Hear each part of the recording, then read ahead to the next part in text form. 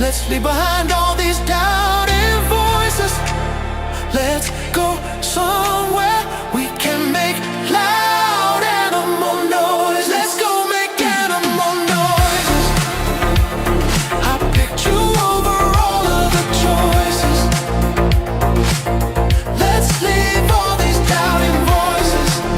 Let me take you somewhere where we can make animal noises.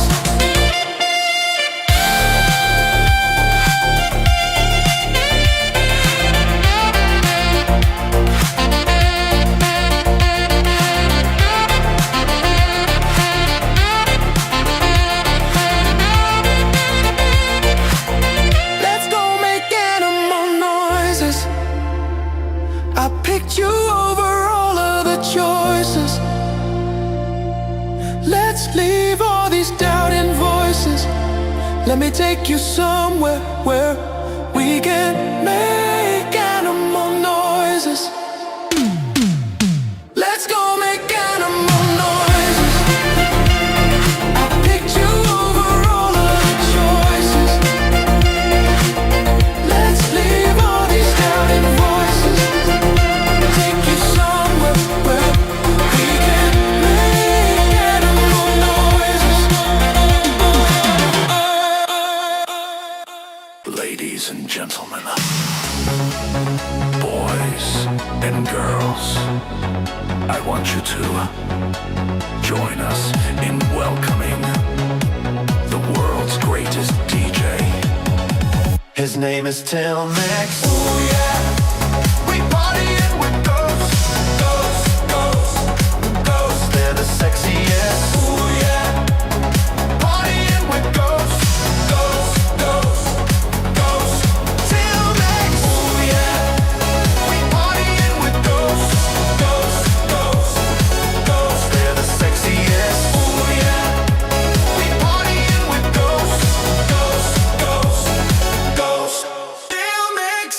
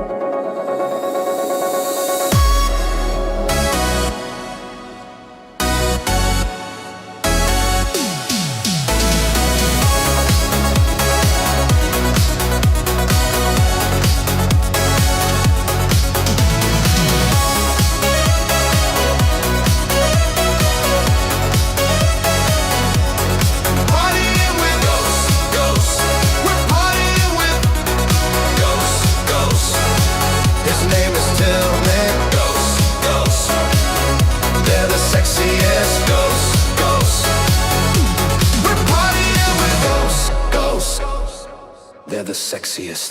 Ghosts, ghosts. No gay demon masks, just ghosts, ghosts. Yeah, you're my roller coaster. Girl, you're my chicken sandwich. Baby, you're my Cincinnati. You're everything I need to get up and make myself dance.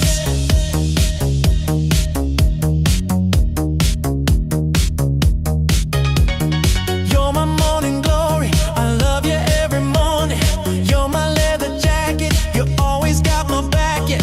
You're my broken headphones. You know I'll always smash it because you're everything to me. Girl, you're my roller coaster. Girl, you're my chicken sandwich. Baby,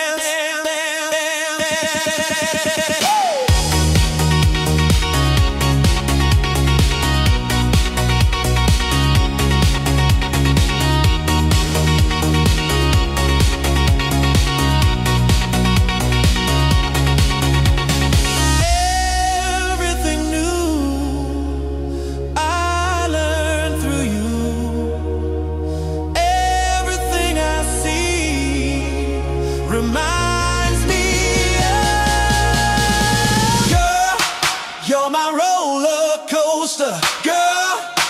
You're my chicken sandwich, baby.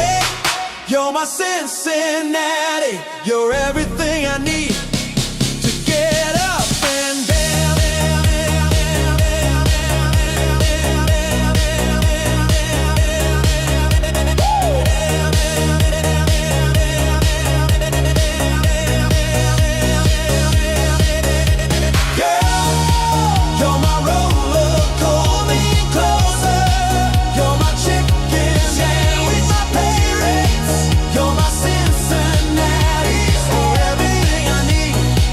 To get up and dance.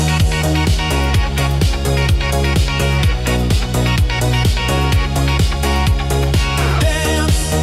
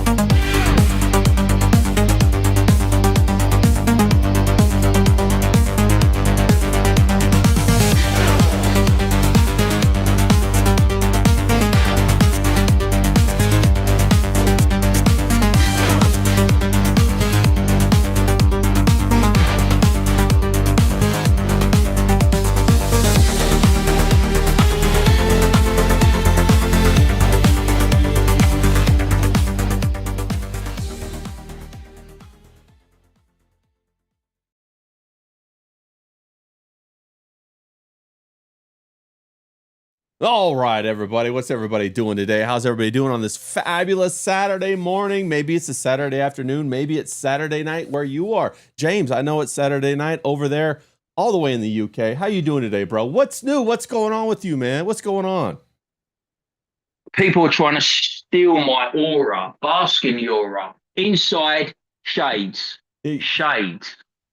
Aura. Okay, we see. I'm so bright. I think I'm going to have to get 3 pairs of shades. 3. So I'll have shades there, shades there, shades there. Yeah, you got to have all the shades going, especially it looks like it's springtime over where you're at. Finally, the winter broke, bro. Is it warming up where you're at or is it still cold? Yeah, it's springtime for Hitler. It's warming up. It's a bit chilly.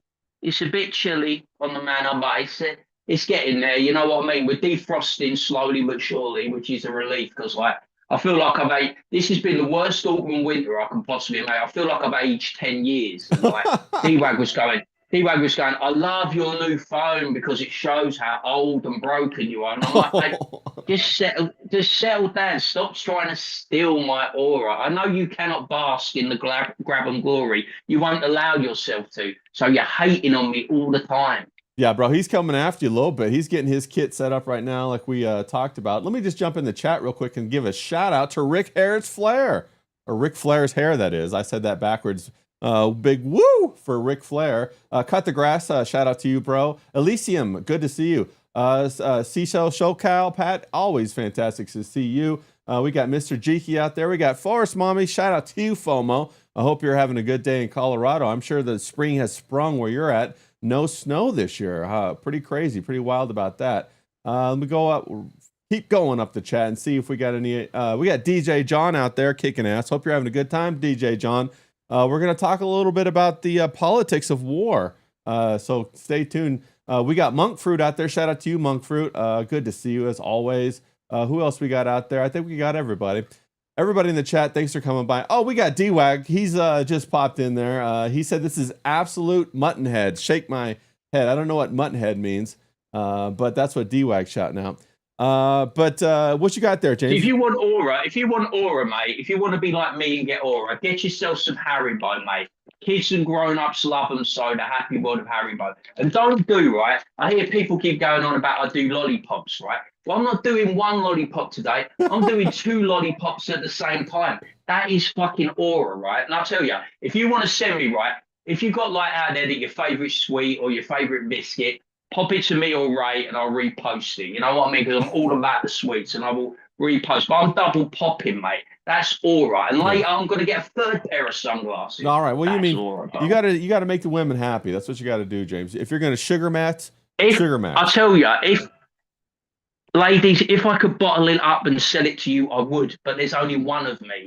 You can't recreate. They broke the mold when they made me. You can't recreate this kind of magic. You know, God's up there going, God, how can I recreate another James Grabban? But it's impossible. When I'm gone, there'll never be another man like me. So, ladies, get your application in now because I ain't getting any younger. You know what I'm saying? Bro, I hear that. We got Cut the Grass out there. He says he's got himself a bag of Haribo gummy bears as well, all blueberry flavor. I guess I don't think I've ever had the blueberry flavor. I've got to get the Smurfs one. Everyone tells me the Smurfs one's the shit. Haribo Smurfs. I'll get in them now, but I can never fucking find them. Yeah, Ric Flair's out there. He says, don't eat the sugar-free gummy bears. Have you heard about what happens if you eat the sugar-free gummy bears, James? What happens? You shit like crazy, bro. They just give you diarrhea. Yeah, it just runs right through you or whatever. Also, I think if you... I'm as regular as fuck, me. Ladies, this is how great I am, right? Mine's on a timetable. Once a day at 10 o'clock at night. Bro, they don't want to hear about that. Come on now. Cleans the system right out. And then I'm ready to go all night. Can you imagine the energy after 10 o'clock? I'm like peak energy levels once I clean my system. And if you're near the aura, you are going to have the best 10 minutes of your life. Yeah. Yeah, you got to stay away from that intestinal distress, like Cut the Grass says. Sugar-free gummies equal India Street food simulator, says Mr. Jiki. Yeah, bro, that you're gonna be shitting all over the place. And hey, I hear they like that kind of thing in Dubai. Maybe you'll get paid extra. You take yourself an extra bag of sugar-free gummy bears over there, so you can really shit up their yachts and all that kind of stuff. You know, or go to India. Just go to India, man. Yeah, who would go, right? I was like, people actually go on holiday to India. I'm like, why? Why would you do that? I don't know, man. You know, you're going to come back with dysentery. Why the fuck would you go to India? Bro, after all this India stuff, I'm scared to even go to an Indian restaurant now. I don't know. How does chat feel about that? You know, I'm seeing that they think that they season their food by touching it. I mean, it's just wild. James, have you written Indian restaurants off your list? Are you still going? I've always loathed Indian food with a passion. I don't like mild curries. I don't like strong curries because I know this could be an old wives' tale, right? But when we were growing up and we were kids, they used to say that Indians didn't use toilet paper. They would wipe their bum with their hands, right? Right. And then you can only imagine that they go around and then go and like prepare the food. I used to have, it's a funny thing because we've had this Gorton and Denton by-election, haven't we? And we've had this problem with the South Asian community and how basically an election in this country was decided by a population of 30%, the Muslim vote. They basically decided an election because they uniformly voted for the Greens.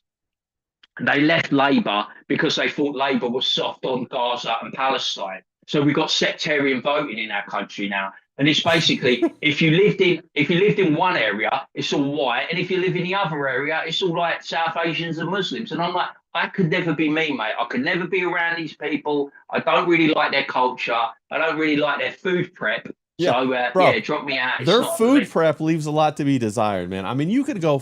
You keep sending me those disgusting videos, and then I can't eat for like 3 days. Yeah, it's like people go, James, why are you so skinny? And I'm like, well, I can't eat because Ray keeps sending me these videos where someone's stirring the pot with their big pot. Oh yeah, it's so gross, bro. I saw this one the other day. I almost sent it to you. There was this Indian guy making naan, and he was like cutting it out with his feet. He would like put the dough down on the ground and then have the metal object to cut it out, and he would stand on top of it with his feet, and it would touch, his feet would touch everything. I was like, how the hell what the hell is even going on with that, man? There's no way I would even trust going to an Indian restaurant. The worst one is the flies where they're bagging it up. They do the baggies. It looks like they're selling drugs, but they're bagging up like curry or something, and they do the little baggies. And it's like it's covered in flies and shit and whatever. There's rats all over the floor, and you think it's AI, but it ain't. It's not. And it's like, could you imagine like food standards or health and safety? It all comes from the caste system. There's Yeah. Indians that are at the top, you know, all the cricketers, right? They're living in like there was a film once, I don't know if you've seen it, it's called High Rise. And it's a book as well. And it's basically about there's a system. So at the top of the flats, you've got all the avdus. In the middle, you've got all the people that are kind of like on a good level, they live a good life. And down the bottom, you've got the poor people. You know what I mean? Yeah. And it's like the poor people are trying to get to the top. It's kind of like, you know, Snowpiercer. Yeah. You know, Oh, that's yeah. what Indian culture's Snowpiercer. like. Indian culture's like Snowpiercer. That was You know such what a I good mean? movie, man. The cricketers have got all the money and all the fit birds from Bollywood, and then the rest of them are living in pig shit. Yeah. If you guys haven't seen Snowpiercer, the movie, you guys got to go watch it. It's a crazy movie that talks about the class system, and they're all on a train, and it kind of is a metaphor for society. It's fantastic. I would highly recommend, if you haven't seen Snowpiercer, to go watch it. But yeah, you're 100% right, James. They have that caste system. We got who is it out here? Elysium said they do have sugar in the gummy bears, but you literally can shit yourself to death. Then Darren says, how much shit would you have to shit in order to shit yourself to death? That's pretty crazy. Yeah, I think you would just die from just being dehydrated, I guess, is what happens, right?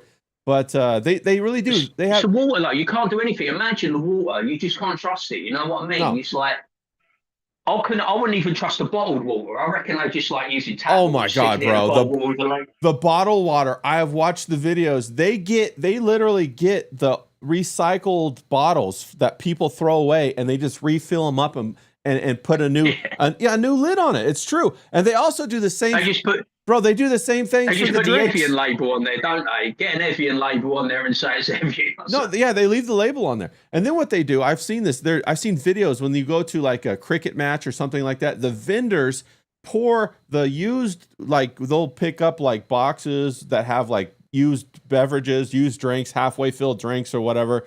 Like if you get a beer at the ballpark or whatever, and you don't drink all your beer, you put it down. They'll come by, they'll pick it up, they take it back to their vendor tent, and they pour the beer that half you drank into somebody else's cup to serve them, bro. It's wild. And they do this with like all kinds of stuff, beverages, food. Oh. Well, you can't drink the draft beer because they flush the pipes. So they flush the pipes with their water. So you can't drink the draft beer because you'll be fucked as well, won't you? Yeah. So you just have to drink bottled beer. Yeah, and hope for the best. Well, yeah, I don't even know if that'll work. I mean, their bottle beer, they have the little tiny people have their own little bottling rigs like in their houses, and they just bottle them up, and then they pretend like they're the store that's delivering them as like a vendor. And there's no health regulation, there's no safety, there's no nothing, and you're oh my God, bro, you can't even talk about it. It's so bad. Well, I've been watching Danny Boy's latest tour. He's out there in Vietnam. He's back at it again, and he's on the brasses. He's posting pictures of all the food, and it looks like shit on a plate, mate. I'm telling you. I don't know how you can come from a country like America or England and go to a country like Thailand or Vietnam and eat the food. You know what I mean? So bad. The culture's just horrendous. He's basically hanging out right with all these old nonsense. There's all these old white guys, and why do you think the old white guys are living out there? You know, they're all there with their young Vietnamese boys or their young Vietnamese girlfriends, and it's like sex tourism for sure.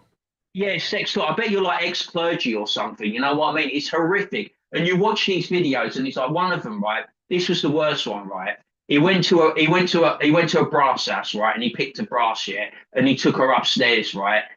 And you know what? She had Mickey Mouse curtains and Disney sheets. Oh, and I'm like, no way. It's just sick. I just clicked the video straight off. I was like, mate, what are you doing putting that shit on there? Yeah. You know what I mean? He goes, but she's got tattoos. She's perfectly legal. I'm like, you are a sick. Why do people want attention for this? This is crazy. We got Nice Guy Merch in the chat. Ayo, he says, shout out to Nice Guy Merch. He's going to the big. He's got nearly 100,000 followers. Like, yeah, he's doing got good. Over 100,000. He's got over 100,000 on TikTok. Oh, that he's guy. Got about 60. Yeah, he's got about 60,000 on Instagram, and the comments are just laughable. It's like wannabe tough guys and wannabe gangsters, vicariously living through this guy that just does sex stories, and he's like, yeah, mate, I've done about 4 brasses in a day, you know what I mean? Yeah, well, you know, she's the kind of brass, you know, she's kind of clean, so you do her without Johnny, you know what I mean? No, bro. Imagine, right, going to Thailand or Vietnam and not wearing a condom, mate. Fucking hell, I wouldn't even do it if I had 6 condoms on. You know what I'm saying? It's bro, fucking madness. The crazy thing is that Thailand has some of the best food, and the people there are the nicest people. I've met a lot of Thai people. I've never been to Thailand. I'm just putting that out there for everybody, so everybody knows. Okay, I've never been to Thailand, but I've been to different parts of Asia on business and stuff like that, and they were always very nice. Now, India, on the other hand, that's like who said it? Somebody said that was like survival. It's like life on hard. Mr. Jiki said it. India is like real life survival horror game. Yeah, 100%, bro. Don't go there. I remember on a Nightwave, we watched, Mersh put it on for about an hour about the documentary about India and how they always get hit by trains and shit like that, bro. How crazy is that? Why do they always get hit by trains? Yeah. Right. So you've got the train, haven't you? Right. And everyone's in the train, so it's full up. And you think, right, I'll wait for the next train. Oh my God. But then you've got people hanging from the left, you've got people hanging from the right, you've got people hanging from the top. They're driving on roads, right, that are fucking full of potholes, and like they're practically going off cliffs, you know, as they go further into the country. And the worst one, right, I saw this guy, right, he was stuck in traffic for an hour because there was a cow in the middle of the road and they can't do anything about it because the cow's sacred. Yeah. So the cow just like, I'm pulling up here, and they just like traffic dead. Yeah. Not moving. Well, I'm like, how is this even a serious country? And you think about it, their GDP is bigger than my country. My country is a shithole compared to a shithole. How is that even possible? Well, it's because you guys used to run India. You know, that's why they have anything at all. It's because England went over there, put in all the trains and all that stuff. You know, so that's the whole reason they're even doing that. They can't even maintain or keep up like 50, 100-year-old trains, bro. You know, the trains that England built back in like the 30s and 40s, they can't even maintain those today. They can't even maintain the toilets on those trains. It was a funny thing, right? There, I saw my great aunt this week because she was like, she went like, she came into our area and she went to my mum's house and she picked her up because she was like, she got to take it. It was my cousin's 50th, so they're up in the Midlands in Bedfordshire. And like, I said to her, like, I don't think she's as hardcore as me. I said, after the Galton and Denton by-election, I said, I'm so sick of all these people. I said, I would get rid of everyone in this country, right, apart from the whites and the black Jamaicans. I said, I would sling everyone else out. And I said, starting with those bloody Asians, I said, I'm sick of all of them. I'm sick of like Muslims. I'm sick of Indians. I'm sick of Pakistanis. Because this whole set, I mean, it's so bad, right, that you've got England. And it's supposed to be an English vote in an English region. And it was decided by what's going on in Palestine, you know, Gaza, Israel. That's what decided the domestic election. And this woman, right, we had campaign videos in Urdu. We had literature in Urdu. We had a woman dancing. She was dancing to the polls, the girl that won, Hannah Spencer, to a fucking Palestinian anthem or something. I said, what country are we in? It's fucking terrible. Yeah. I'm like, sling them all out, mate. I'm so sick of them. Well, it's like, this isn't even England. It isn't even England anymore. No, I'm going to say this, though. They were all bragging about the one place that Jews have never been persecuted was in India. That's what they were bragging about. I saw that. We got D-Wag down in the chat. He says, trains do be coming out of nowhere. And then Forest Mommy says, yeah, trains are apex predators. Yeah. So it's pretty wild. We got trains mashing them up, and then you know, you have the lack of persecution of the Jewish people. Now, I'm not saying that I'm not pro persecution or anything. I'm just saying that's an interesting observation to make. Well, you think about it, fucking Israel's in total control, mate. They puppet mastered Donald Trump to take on Iran, didn't they? Yeah. I mean, it's like that. And then everyone, we got the old band back together, right? It was so funny, right? Keir Starmer was like, I'm not getting involved.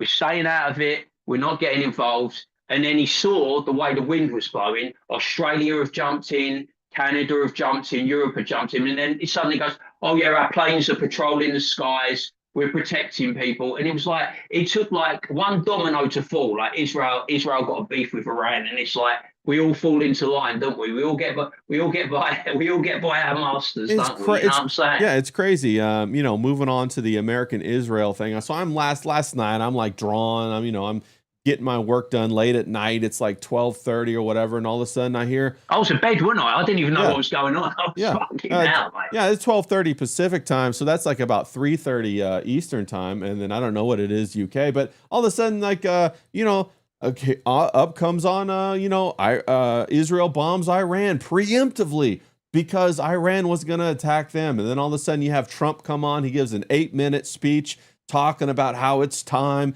and then, bro, I don't know if you heard the speech, and I don't know if anybody out there in the audience heard the speech either, but he was reaching back to the Cole, to the USS Cole. You know, that was like 20, 30 years ago. You know, he was saying how they've always chanted death to America. Well, I mean, half of Americans in America chant death to America. They're lighting American flags on fire.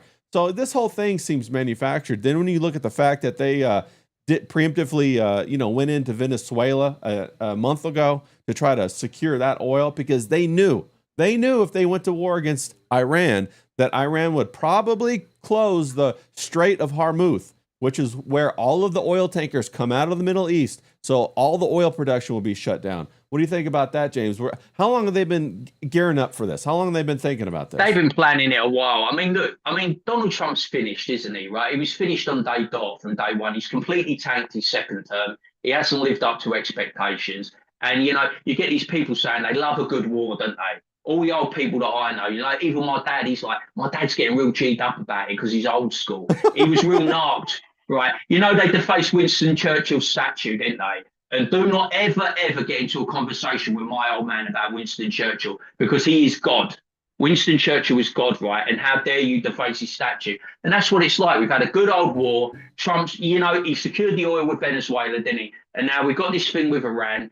And it's like, this is my worst nightmare. This is my literal worst nightmare because I know it's going to turn into a refugee crisis. Exactly. I know it. You know, yeah. And So America and the UK are going to get flooded with more migrants. That's what I was going to say. We go to war with Iran today, and then like in 2 years, now we're going to have to accept all these Iranian refugees, bro. Like, what the hell is even going on? We got Paul Ogg in the chat. He says James's aura doesn't come out of nowhere. It comes straight out of his arse. You don't let him give that to you there. I knew James. he was going to do that. As soon as you paused, I knew it was going to be like my arsehole. You know, because D-Wag's already said they're doubling up on me, mate. All they need is that other guy Zayd, and they'll be tripling up on me. And the aura. It's my one man and his aura versus the entire fucking. Well, you know, that's that's proof you got aura when people are trying to come after you for your aura. I have no friends in Comicsgate. I have no friends in Rippaverse. I have no friends in the Dabbleverse. I'm stateless. I'm friendless. Bro, what about the peerless. Dabbleverse, bro? Did you see any of that last night? The whole Hackmania thing, the Dabbleverse. Everybody's saying it's over with. The Dabbleverse is dead. King Mersh destroyed the Dabbleverse like he said he was going to do. Did you hear about that? Well, I know people think I'm a bit of a dope and I don't plan, but I do plan, right? From Saturday to Wednesday, I plan the show. From Wednesday to Saturday, I've got all the plans going along. And then I'm thinking, I saw Mersh talk about this Tommy Jordan. I had no clue who Tommy Jordan was then. I was locked in, right? I'm going to talk about this prick Tommy Jordan. You know, he's like, have you ever seen the TV show Power? Yes, I have. He's like, there's a white guy, a wigger white guy. I think his name's Tommy. He's a bit like that guy. He's a bit wiggerish. Yeah. So I'm like, I'm gonna be all over this guy because when I saw him, he goes, this bird comes on, and I'm like, who's this bird that they're all going on about? Dirty Dee. They're all going on about this dirty fucking Dee. Like, I hear about this Dee all the time. I'm like, I don't know who this fucking bird is. And she pops on screen, and I'm like, whoa, whoa, fucking dirty Dee. And he's like, what is it with men who are older than me or our age calling everyone mummy or mammy?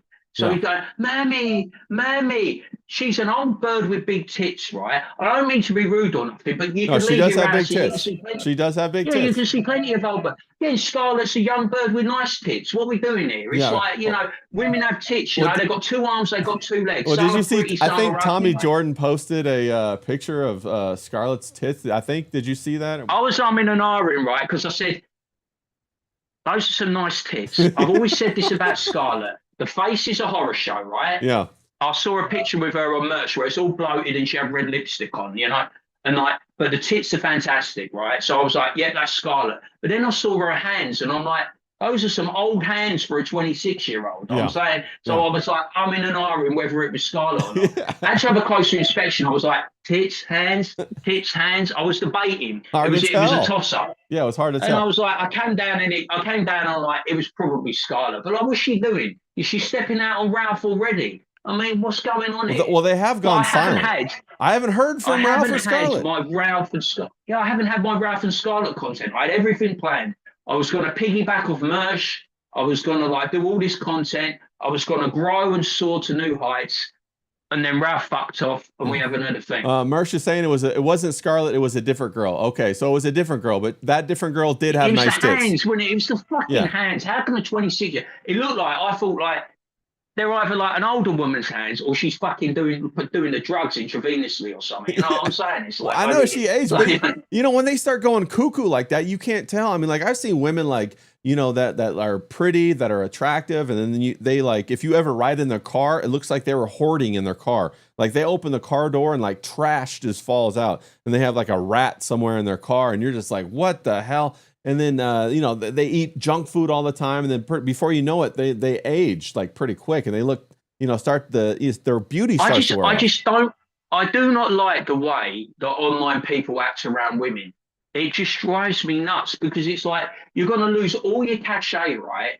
If an average woman comes on your stream and you're like, whoa, yeah, I've never, you act like you're 12 years old and you've seen your first pair of tits. I don't know how old this woman is. She's not particularly good looking, but you jaw at the floor and you're dribbling. And that's your Tommy Jordan. That's your Drippy Mel. You know what I mean? Imagine what he's like with women in real life. Remember when Forrest Rummy come on the stream? Yeah. I don't remember you, me, or John like falling all over her. Yeah. We just had a chit chat, didn't we? And it was nice. And she was as advertised. She was good bands, right? Yeah. But we weren't all going, oh my God, woman talking to us. It's the best day of our lives because we've been around women, we know women, and it's not like a big deal to us.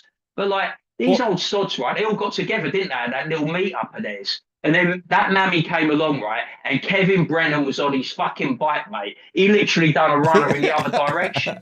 And then next thing I know, I see it with Mersh. There was Kumi, I got into it. Oh and I was my God, what the fuck's going on here? Okay. So for people who didn't see it, the dabbleverse had their get together, Hackamania, whatever. Of course they got Stuttering John on the stage. I'm sure Mersh will cover it tomorrow. Eat much better than I am today, but I'm just going to glaze over it real quick. He got up there. He was going to just read a report. The whole crowd was heckling him. Tommy Jordan at some point ran up there, grabbed onto the stage, grabbed the notes out of his hands, tore them up and threw them. Then Stuttering John kind of, stuttered off and angrily and left the stage. So that was pretty crazy. Then afterwards, everybody pours out into the streets or whatever. And of course, people are trying to fight Stuttering John. And he says, okay, let's fight. Then he says, no, I'm not going to fight. Then what goes on is one person pulls up on Anthony Cumia and he's taking all this heat, right? Then all of a sudden somebody calls him a PDF file. Bro, motherfucker loses it, throws his phone down or whatever, just goes scorched earth, as they say. And did you see that, James? Oh, his lip cut, didn't he? Did the phone hit him? Did the phone, when he slapped the phone out of the geezer's hand, did the phone come back in his face? Because it's like he got a little bit of, looked like a bit of ketchup, didn't he? A little bit of claret there, didn't he, in the side of his lip? Yeah. I don't know. It was pretty crazy. But yeah, that was the whole thing. Then they're all singing Kumbaya. We got Matt Mead taking a photograph with Anthony Cumia. Matt, come on, bro. Come back from the edge of the cliff, bro. I thought we were trying to pull you in a little bit, give you the right direction. That little voicemail thing that was Mersh played on, that killed him, that did. Where he was whining and crying. Bro. You can't come back after that. He's dead, he's finished. He's another one that's by the wayside. Yeah. These people just they lose their shit, right, over women. They do not know how to conduct themselves around with every guy that was ever something online for 5 minutes, 15 minutes, whatever. All the ones that have died and gone down, it's always been a fucking woman. Yeah. Frog Tony, he was famous for a half a second. A woman took him out of the game. It's always a woman, an online woman, that will take these people out of the game this because is they facts. just don't know how to play the game. Now this is facts. These are like a bunch of nerds, or I don't know what you want to call them, people who antisocial behavior or don't get much attention. All of a sudden they get a little bit of fame, a little bit of attention, and they fucking lose it. It's like they finally get into the candy shop and they got to stuff every piece of candy in their mouth, bro, no matter what, and they can't handle it. We saw that a little bit with Ricada a little bit, even though I like Ricada. I think Ricada's awesome. We saw that with him a little bit. We've seen that with with Ralph. Ralph completely loses his mind. First going after Ice Dancer, then going after Scarlet, and then who else? You know, he's got a couple of baby mamas in the closet. So there's a trend to this. You know, you got Frog Tony up there losing his fucking mind because a girl sends him a few texts, bro. This is wild. Like, what happened to guys? Or have guys always been like this? What are your thoughts, James? I think these people are just ill-equipped. I think the only one I can think of that come out of something like this, who didn't have that smell of shit on him afterwards, is Riley. Riley came out better for it. You know what happened to him?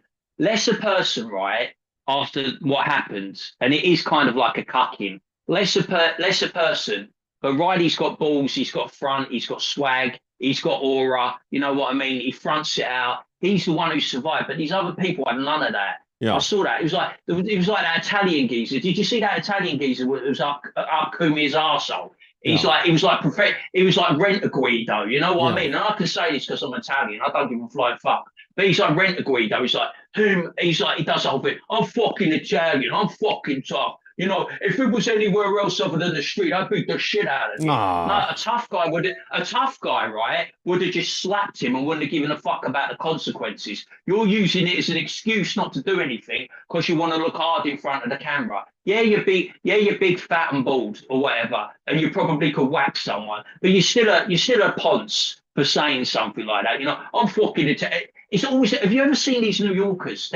New York Italians are the worst, man. New York Italians, New York Jews, New York getting me hungry Irish. from Italian food, bro. If you put New York in front of it, New York Italian, New York Jew, some New York Irish, you know, it's like, we're fucking hard, man. We're fucking hard. We're New York tough, man. Fucking Twin Towers, New York tough. You know what I mean? They're all like that. It's like they're the hardest men in the world. And then he had an opportunity to smack that guy, but he didn't because he didn't want the consequences. The guy had a fucking camera. He would have been banged to rights. So it was pointless saying that. You were only saying that for show.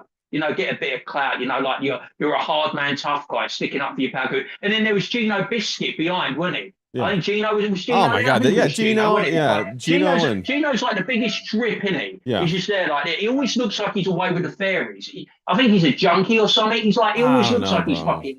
I don't know. He always looks like he's away with the fairies. Him and Keanu, if I had a wife like crazy. Keanu, I wouldn't have been happy. Yeah, fucking crazy. Yeah, but I agree with that Italian stuff. If they were Italian strong in New York, they would have never gotten taken over by Mondani. That's facts right there. So we got. Yeah, where are the Italian mafia? They're nowhere. They got run off by the Albanians. You know what I mean? They got run off by Mandani, like you said, took over. Yeah. Where are the fighting Irish? Yeah. Where are the Italians? They've all left and moved because they got smart. Well, I think that's the truth, but I think also it's all, you know, the mob was basically run by the Jewish mafia, quite possibly. Also, you know, the corporations have become the new mafia. You see what's going on with the whole, I mean, us bombing Israel and all that. But just to go back to Riley real quick, yeah, you know, that thing with Riley was kind of crazy. I kind of felt bad because Riley invites this guy down to try to help him out. Like, you know, it's good to help other men. And then that guy ends up taking that good nature that Riley gave him and stabbing him in the back and then running off with his girl. I don't really hold the girl. There's a lesson there. Yeah, there's definitely a lesson there. I don't hold necessarily the girl at fault because she's a retard. You know what I'm saying? Most women are retards, bro. Especially the hotter ones. The hotter a woman gets, the more retarded they get because the more attention. But she's a great artist, though. She's a great artist. Yeah, about that. And so I think a lot of us men see ourselves in Riley a bit, where somebody else comes in and swoops up their girl. You know, we've all been there at least once or twice, and I think, like you said, there's a lesson in that. And I bet he won't be making that mistake twice. Also, he's not bitching and whining about it, bro. He's going on with his life, and so you know, props to him for doing that. Don't let another man in. Don't ever let another man in your house. Facts, you know what I mean? Don't put a rooster. Don't put a rooster in the hen house. You know. Facts. Don't let a Ricada in your relationship, mate, because he's fucking lethal. You know what I mean? It's like, keep that geezer. If you've got a relationship that you want to keep, do not let that geezer anywhere near it. I'll tell you, because he's on a tear at the moment. You were talking, weren't you? You were saying that old mammy wanted to come on the show, weren't you? And now she's got a relationship going with some geezer in the dabbleverse. And I was like, I was like, Ricada, mate, straight Ricada. I said, Bro, you got to be careful around Ricada. He offers to swing and ain't too long before you're guzzling cum or whatever. You got to watch out. You know what I'm saying? Pulling Aaron M. Oh, when he's on Simcast, mate, I've never seen a geezer's eyes light up. He's one man. He's one man with 5 women. It's like the fucking, what's that show where they had the squares? Is it Brady Bunch? He's like this. His eyes are fucking darting all over the place, mate. I've never seen. I see what you're saying. The intro to Brady Bunch. Yeah, I thought you were talking about Hollywood Squares there for a minute. Yeah. Yeah, whatever. You know that show where they used to do like all the. He's like this, man. His head's all like this. He can't concentrate. And I'm like, none of these women are. That's how you know that a nerd got some popularity later in life, because you know they can't stop overdosing on the attention. You know, get 1 or 2 women, then fucking go down the pipe. Call that a day. It's the king, so isn't it? It's like Pringles. Once you pop, you can't stop. Yeah, you know what I mean? Yeah. You get into the freaky stuff. You're getting into the fetish. You know, suddenly like fucking bulldogs come out. You know, 3 ways, 4 ways. Fucking, you know what I mean? Orgies. It'll come. You can never get more. You get more and more freaky. You can't go back in the closet. Facts. You know? Straight sex with his wife. You know, at 10 o'clock at night after he's had a shit is a bit boring for him. You know what I'm saying? That's the truth, right? He's like, he's got to have more. We got hobo chili recipe in the chat. Shout out to you. We got Ice Dancer in the chat. Shout out to you, hon. Good to see you. Carrie C, shout out in the chat. She's throwing a heart at James. Let's fucking go. No, I completely agree. I have this theory, right? Okay, so follow me for a second, James. It's about like women and attention, okay? So women who have big boobs, naturally, they learn how to handle this attention as they grow up. So by the time they're like 20, they understand everything, the rules of the game, how to get it, how to use the tits to get what they want, how to hide the tits when they don't want to get attention, all that stuff. Okay. But then you got a flat chested girl and she grows up. Maybe she gets a little bit of money when she hits 22 or 25. So she goes and buys herself some fake tits, right? Bro, that bitch is going to overdose on attention. She's running through all the bars, flashing her tits at everybody, asking them to touch them to see what they feel like. And she just going nonstop attention horn for like a good 30, 40 years after that, bro. You can't stop her. She'll be like an old lady with them old, implants sagging down like raisins, like chocolate covered raisins or whatever, still trying to get them out and flash people, bro. What do you think about that philosophy, James? Well, I thought about that because, like, do you remember that? You know that bird Sia, right? Yeah. When she came into the game, right, she was flat as a pancake, wasn't she? And she was doing well, but she wasn't really popping off, was she? But then she got the fucking implants, didn't she? And then she done the bikini streams, and she does them with Courtney, and she does them with Keanu Thompson, doesn't she? Yeah. So the 3 of them, they do the bikini stream. Now Courtney's a bit more of a curvy, plumper bird, shall we say? Yeah. Know what I mean? And she doesn't get as much action or play like we were talking about, wasn't I? I was saying to you, I swear down, I said, this is the next big thing. I think Courtney's going to pop off. But like, she started going full-time streaming and she done the body cam vids. And she it's the law of diminishing return. She's going backwards. Yeah. But Zia, when she was flat as a pancake, not so much. But then she got the implants and now she's popping up and raking in the cash. Yeah. All right. She's all over it, isn't she? James, I'm going to ask you a question, and same question for the chat too. Do you prefer natural boobs or fake boobs? Okay, now here's the caveat. Even if the boobs are small, like if they're an A cup or a B cup or whatever, even if they're small, would you rather have big fake boobs or just natural boobs? What do you think, James? Was that? I don't know, man. I like a bit of everything. Whatever takes my fancy at the time. But they're saying, innit? Remember, women that have got small boobs, they always used to say to me, anything more than a handful's a waste. You know what I'm saying?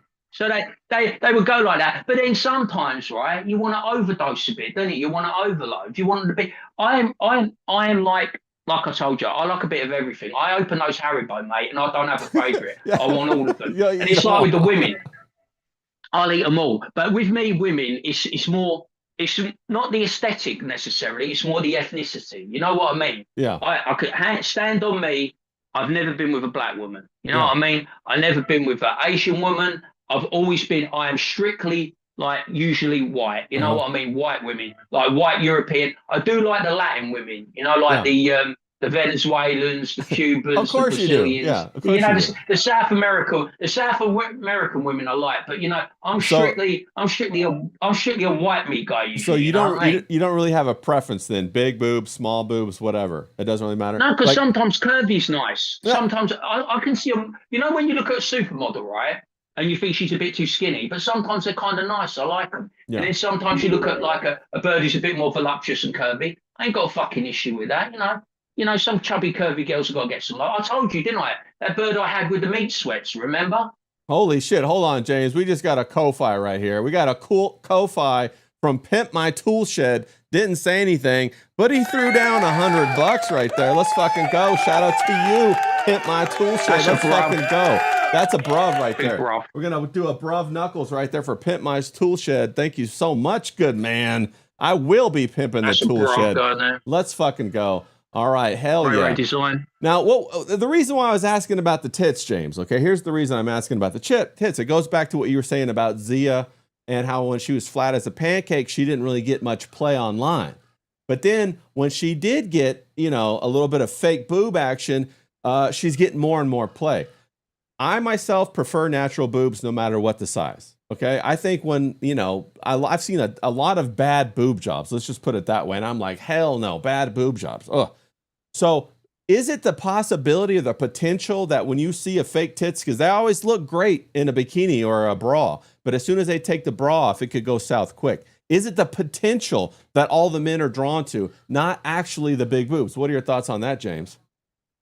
I think it's the aesthetic that's been drummed into people, isn't it? We've come so far away from au natural, haven't we? I remember, you know what I mean? When I was like, if you go back to my fucking dad's era, it wasn't even a thing. But if you even go back to my era, cosmetic surgery really wasn't a big play when I was younger.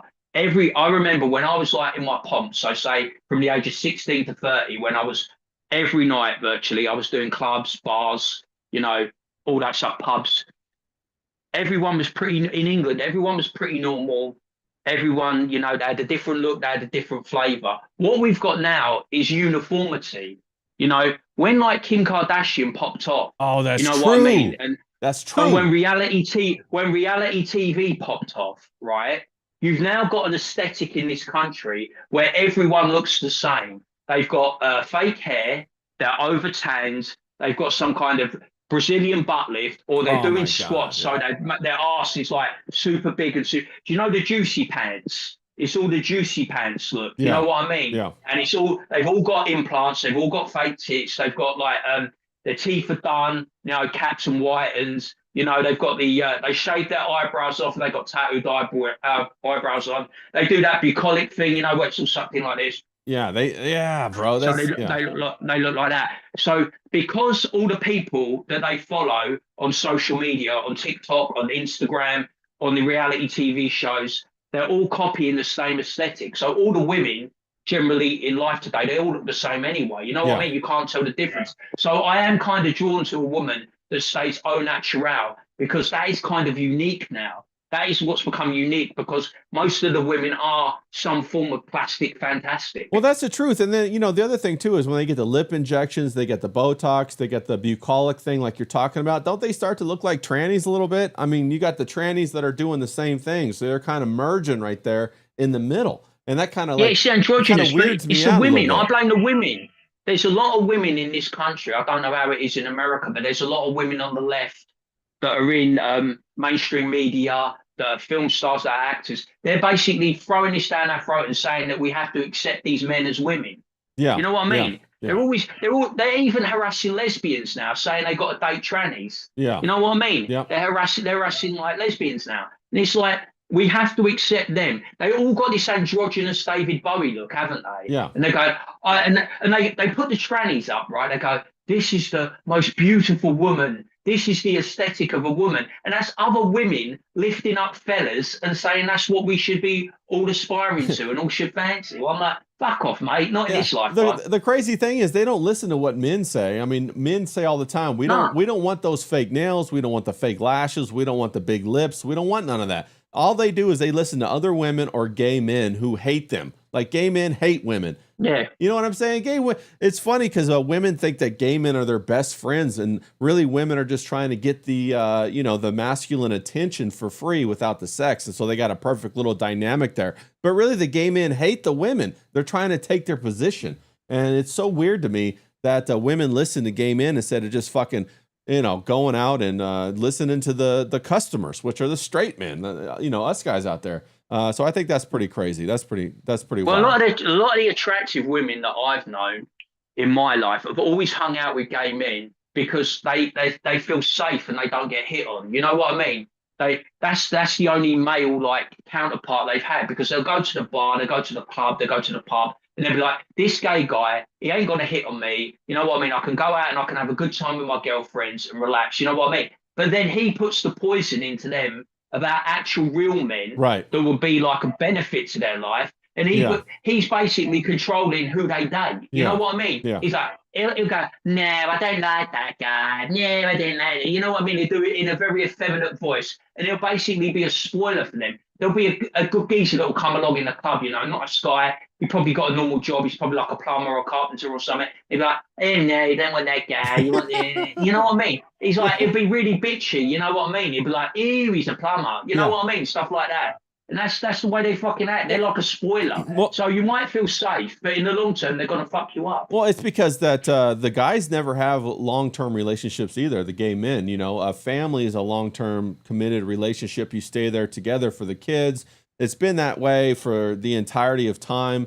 That's how you build societies. And so, you know, these gay men, they don't want to be alone either. They want to keep their little group. You know what I'm saying? A lot of the feminists, they believe that they'll always, you know, they're 21 or 22 going out with their girlfriends from bar to bar, and they think it's going to be that way forever. But no, the other girlfriends are going to find men and they're going to go start a life. And then that one bitch who didn't want to get into a relationship is just going to be like 35, 45, 55. And all of their friends are going to have like kids, they're going to have grandkids, and they're going to be alone.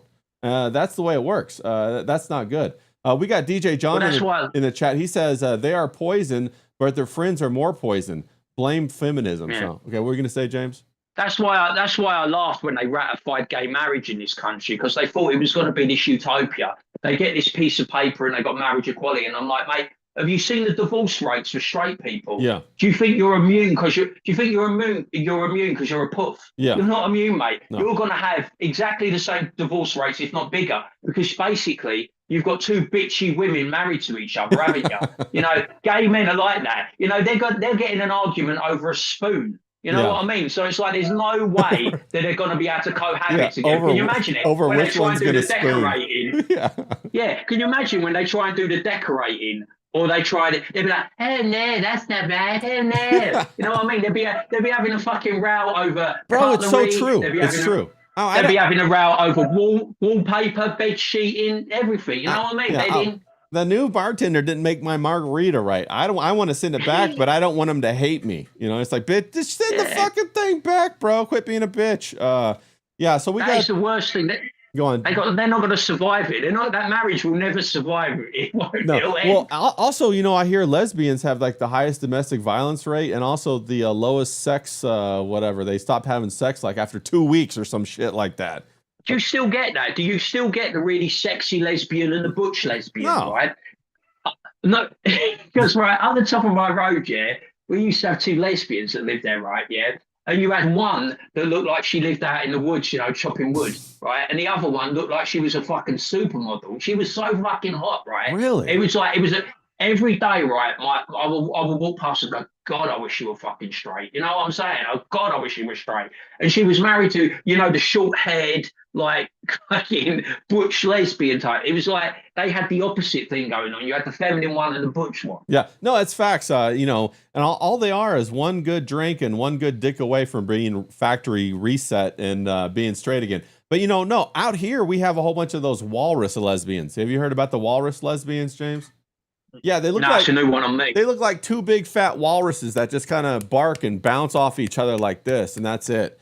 They roll around after they hit like 40, 50, they get like fat as hell, and then they kind of like cut their hair short, get some stupid glasses, and then tell you why you're wrong. It's like, oh, great. That's exactly what I want. Lesbian nags. So that's basically women on TikTok. That's what it basically is. Yeah, the park sloppers. Yeah, that's what it is. Just out there having a bad old time. Yeah. But so anyway, so you know, that's how that is with the lesbos, whatever. You can't, you know, that's why there's no. I guess I haven't really been to a lesbian bar. I've been to a couple of gay bars or whatever, but never really to a lesbian bar. But yeah, I accidentally went into a gay. I want to stress this. I accidentally went into a gay bar in Brighton once. I didn't know it was a fucking gay bar, but I was like, I remember I ordered a pint, right? And the geezer, he looked like Freddie Mercury. You know, he had the white vest on and he had the mustache. And I was like, oh, I don't know. It seemed normal to me. And then I sat down and there was about 4 or 5 of us. And I looked around and I go, do you know something? There's no women in here, right? I said, that's a bit strange, isn't it? And like, I was in Brighton, so this shouldn't have been a shock to me because Brighton is like the gay capital of England. And I was like, there's no fucking women in here. I'll tell you though, right? There was no hassle. It was clean as a whistle. They had those weird unisex toilets, which was a bit fucking, can't stand them, you know? Yeah, that's it's weird. Like, but it was like, I was like, how am I this fucking stupid? But it was a good point. But I was like, I'm going after this, you know what I mean? Yeah. Gotta find some women. Yeah, no, facts. We got to Mr. Jiki in the chat. He says lesbians have to deal with the lesbians with dicks. Yeah, that's the other thing is that like all of a sudden now you got the transgender people, the transformers invading the lesbian space, trying to have a straight relationship.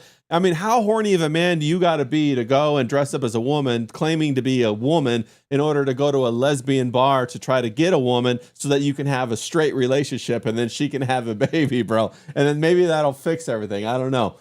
Did you see we that? got straight people in this country, right? We got straight people in this country, like straight women. Yeah. Peer pressuring lesbians into having relationships with trans people. That's so it's wild, fucking bro. nuts, And man. yet, bro, we got trans people patrolling toilets. Yeah, and yet you know what I mean? Yeah, and patrolling toilets. Yeah, and yet they shame straight men for wanting to have relationships with women. It's so wild, bro. It's out of there. We got Carrie C out there in the chat. She's out grocery shopping out there. She got 6 jars of olives. Girl dinner, she says. Let's fucking go. Yeah, I guess that is a girl dinner. Get some olives and cheese, a little bit of whatever. I like those pitted ones, suppressor pitted olives. They're nice. Yeah, but you know, it's crazy out there. The dating world is crazy because everybody's so indoctrinated with like the TikTok, the Instagram. You know, you go out, you start talking to some girl. Pretty soon she's asking you about Palestine, and you're like, bro, what the hell? I'm not even on my 3rd drink yet. Can we slow it down? I mean, like, I usually don't like to talk about that kind of shit until, you know, you're sucking on my dick or something like that, bro. It's just too much. You know what I'm saying? I can't. It's too much ag, right? You go to like if you go out to the pub now and like you meet a bird, right? Usually you could have a couple of drinks and you're slipping it to her a couple of hours later. You know what I mean? But now you've got to fucking disclose your CV. Yeah. You've got to disclose your politics. You've got to tell her how much you earn, what you do, about your friend. It's so fucking boring, mate. It's like, I only came here, you know, to fucking, like you said, have a couple of drinks and pull a bird. I didn't come here to have the 3rd degree. Women are off the fucking, they're just mad now. They need deprogramming in this country because they've gone so far over the other way. I don't know what to do with some of them. Yeah, social media has rotted normal women's brains. They're fucking mental. How long do you think until we get like cloned women? You know what I mean? Where you can like have your organic robot cloned woman or whatever. I have no fucking Do you think that's idea. ever going to happen? As you know, right? I'm not a tech guy. As D-Wag will tell you every single day ad nauseum. I am not a particularly big on tech guy. You know what I mean? I'm very analog in a digital age. So that's a question for D-Wag. He's probably got one. You know, he's probably got some like fucking digital girlfriend or something, you know, like robot girlfriend in his house, you know what I mean? Programming her to actually like him because like a normal person wouldn't. Well, the reason why I asked the question is because at the recent Caesar Award over, you know, in Europe somewhere, you had Jim Carrey show up. I don't know if you guys saw this out there in the chat. Jim Carrey shows up, bro, and he doesn't look a thing like himself, and everybody's saying that he got cloned. You know, there's been this hubbub about clones going around. Is that too far off the reservation, or is that technology that we're actually using, James? What are your thoughts on that?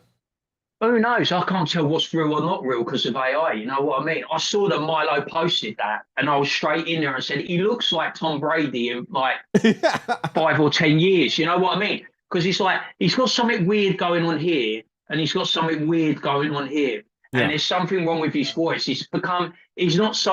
He must be taking some pills because he's got no energy anymore. He's very laconic. And he used to be very manic. He was manic, wasn't he? Yeah. He was like he looked like he had manic depression. Well, he was also had this big chip on his shoulder, and he was very derisive towards like Hollywood and towards the people. He hated having to go to those things. It seemed like to me. We got Carrie C said, that's not Jim Carrey. We got Pat saying, no, that's not Jim Carrey. Fake Carrey. We are living in interesting times, Carrie says. But yeah, he used to be very, angry at Hollywood, and he would like make fun of like he, I mean, I don't know if you guys have seen any of those old clips of him just saying, when he's getting interviewed, I don't know, who am I? I'm not Jim Carrey. Jim Carrey's dead, and he would say stuff like that. And so now a whole bunch of these people that are conspiracy theory people, right? They're jumping on the bandwagon. They're saying, yo, this is a Carrey clone. They cloned Jim Carrey. Do you think that's completely crazy? I mean, we thought the whole eating babies thing was crazy a couple of years ago. Now it's coming out that might be going on. What do you think, James? Well, that's the problem with conspiracy theories, isn't it? Conspiracy theories are conspiracy theories until they're proven to be true. And lately, a lot of things have been proven to be true. I mean, we've been getting the drips, haven't we, of the Epstein files? And it seems like they're not going to nail anyone to the wall apart from Ghislaine Maxwell, which I find extremely frustrating. But we're seeing that there is kind of like a hierarchy or a subculture, things that are going on that we're not privy to. You know what I mean? So it's not out of the realms of possibility. And by saying that, people go, hey, you're a conspiracy theorist. But yeah, but then in 5 or 10 years, I might have been proven to be right. You just don't know, do you? But like, you look at him, right? And who's that girl that Royce blew up? He blew up on like, she was in that fucking show, wasn't she? Fucking, she changed her face completely. Oh yeah, she was on The Boys. The actress. Yeah, she was on The Boys. Yeah, The Boys. The blonde girl. She had she was probably like extreme. Bro, she was gorgeous. Extreme plastic surgery. She was gorgeous. Yeah. So like it goes full circle. Like we were saying, someone got into her ear, didn't they? Yeah. And said, "You're not like Hollywood. You're not Hollywood ready. You're not like how we should be." And then she had all that work done, and she come back as a different person. Then she got really fucking pissed when people started going, "Well, look, you look worse. What have you done to yourself? You look ugly. Were beautiful, and you just wrecked yourself." Yeah. So it's like people change. Like they go to Turkey, they get bad surgery.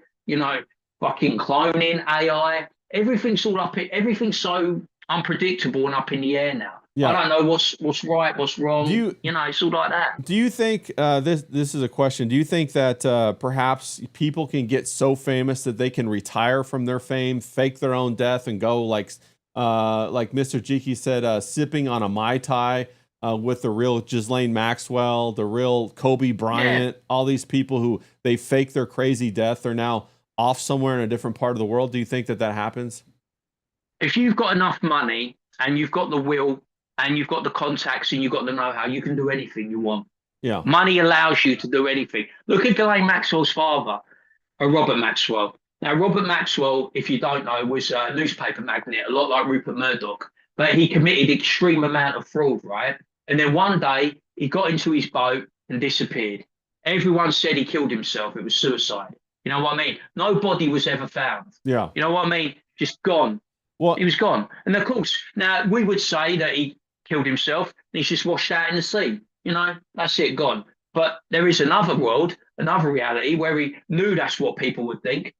And he's off somewhere. Yeah, I can't help but think of an Atlas Shrugged by Ayn Rand, how they, in that story, they had a breakaway civilization that would secretly escape from the public eye, and they would break away and start their own civilization in a different part of the world.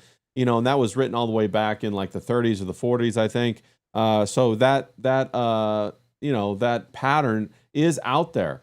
We got D-Wag in the chat. He says, nah, my cyber waifu is kind of bitchy, but I put up with the sass because she's got a dump truck on her. It's funny, I didn't know Asian women had dump trucks, Darren, so let me know how that goes, okay? Then Darren says, face off with Jim Carrey and Mickey Rourke, 100%. So I think it's definitely weird. And like you mentioned the Epstein files, have you heard about the whole thing with the Epstein files and how he was basically fundamental in the influence in the creation of Bitcoin? Did you hear about all that kind of crazy stuff? No, I haven't heard that one. All right, so he helped to maintain and run a little MIT situation over there where they actually created the Bitcoin, and he helped create. There was a Bitcoin, I forget what it's called, Bitcoin.org or Bitcoin conference, or that was fundamental with Bitcoin that bankrupted and imploded, and then one of his guys was in charge of it, and he was basically came in after that and changed the whole meaning of what Bitcoin was supposed to be about. That came out in the Epstein files. Does that shock you at all? That somebody, like you just said, powerful people have their fingers in a lot of pies and they pull a lot of strings. Epstein seemed like an asset to me that was just acquiring blackmail on powerful people. You know what I mean? His predilection, right? He was a notorious predator. He was a notorious paedophile. And that power that was given to him or bestowed on him by certain people allowed him to carry out his disgusting peccadillos. You know what I mean?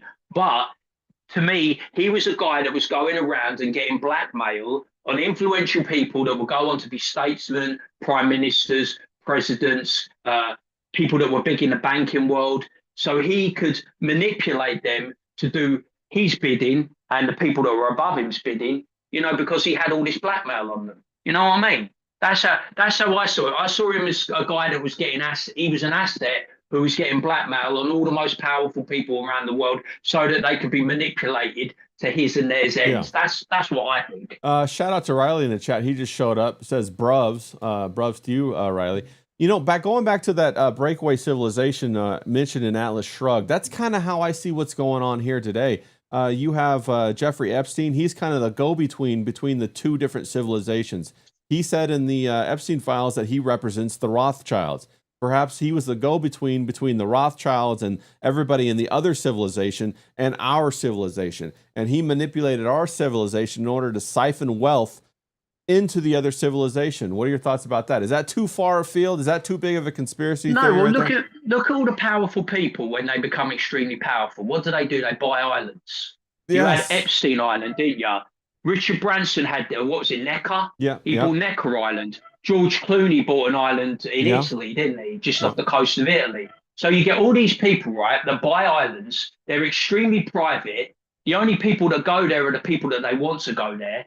You know what I mean? Or on the VIP flights. So why wouldn't they be doing stuff there that we don't know about, that we're not privy to, that manipulates aspects of our lives? You know what I'm saying? Yeah, and then it's perfectly plausible and perfectly possible. And then there was, like I said, when you've got that amount of money, when you accrue that amount of money, what do you do with it? You use money to get more power, don't you? Right, money. That's what you do. That's how you do it. And then when you've got power, what do you do with that power? You use that power to manipulate people to your ends. Otherwise, what's the point of having the money and the power in the first place? Yeah, you definitely lose. If you have too much money, I don't know if you can have too much money, but if you have so much money that money doesn't matter anymore, you definitely lose perspective. And then you start to gain power. Then if you gain too much power, they say absolute power corrupts absolutely. Yeah. If you have too much power, you lose all perspective and you just start doing things for what reasons? Like what is the motivations? We see so many of the motivations here. It looks to be that they're serving these carnal desires. But I would make the argument that these traumas, these carnal desires are designed to break the taboo of the normal world so that they're forced to stay in that secret world. It's a form of controlling their secret society, their secret world, and that's why they do it. What are your thoughts on that, James? No, well, look at Diddy and Jay-Z, right? It always invariably doesn't it? Comes out in sexual aspects. And it's like the last taboo, isn't it? The ultimate taboo. We see we want to protect children, don't we? We see innocence in children, don't we? That, as a father, as a brother, as a cousin, as a human being, as a human being who's good and decent. We want to protect children until the children become adults, and then they take on the role of protecting their family. Well, what do these people do? Diddy, what does Epstein do? They take the innocence and the vulnerability. They take it from children. They attack children because that is the last big taboo. That is the one taboo that will never, I hope, in way beyond the end of my life, never gets broken. You know what I mean? Yeah. That we cherish children, we look after them, we raise them and nurture them into adulthood, and we never make that abuse a mainstream thing. You know what I mean? Yeah. Because I see this with radical Islam in this country. I see that they don't go to prison. They get suspended sentences. but they don't see white children or young white girls. They don't see them as innocent. They go, oh, they had a short skirt on. They were looking at me. They were there for me to take. Like the ones that we've discussed this many times, haven't we, about the grooming gangs? Yeah. And you were saying about like Rupert Lowe, how this girl was basically she went to the police station, non-specific girl, and she said, "Look, this is what they're doing to me." And you know what the police did? They rung up her abusers and got her to pick her up, and they took her and abused her even more. Yeah, yeah. You know what I mean? That taboo has been broken in our country with Muslims and South Asians because they don't cherish children and want to protect them like you or I or the people in the chat want to. Well, I got 2 points for you. Point number one, when you said that I hope it doesn't happen in society, it sounds like it has happened in society. Point number two would be to, point out that Jimmy Savile happened far before the Muslims arrived, and he was in tight with the crown. So, this kind of proliferation of all of this kind of abuse of children has been going on in all of the societies. Maybe they're just bringing in the Muslims within the last 20 years, but it's been happening before that with the secret societies. That's a fair point. And so he had, if you want to talk about Jimmy Savile, the way that Jimmy Savile was allowed to do that, he was a master manipulator.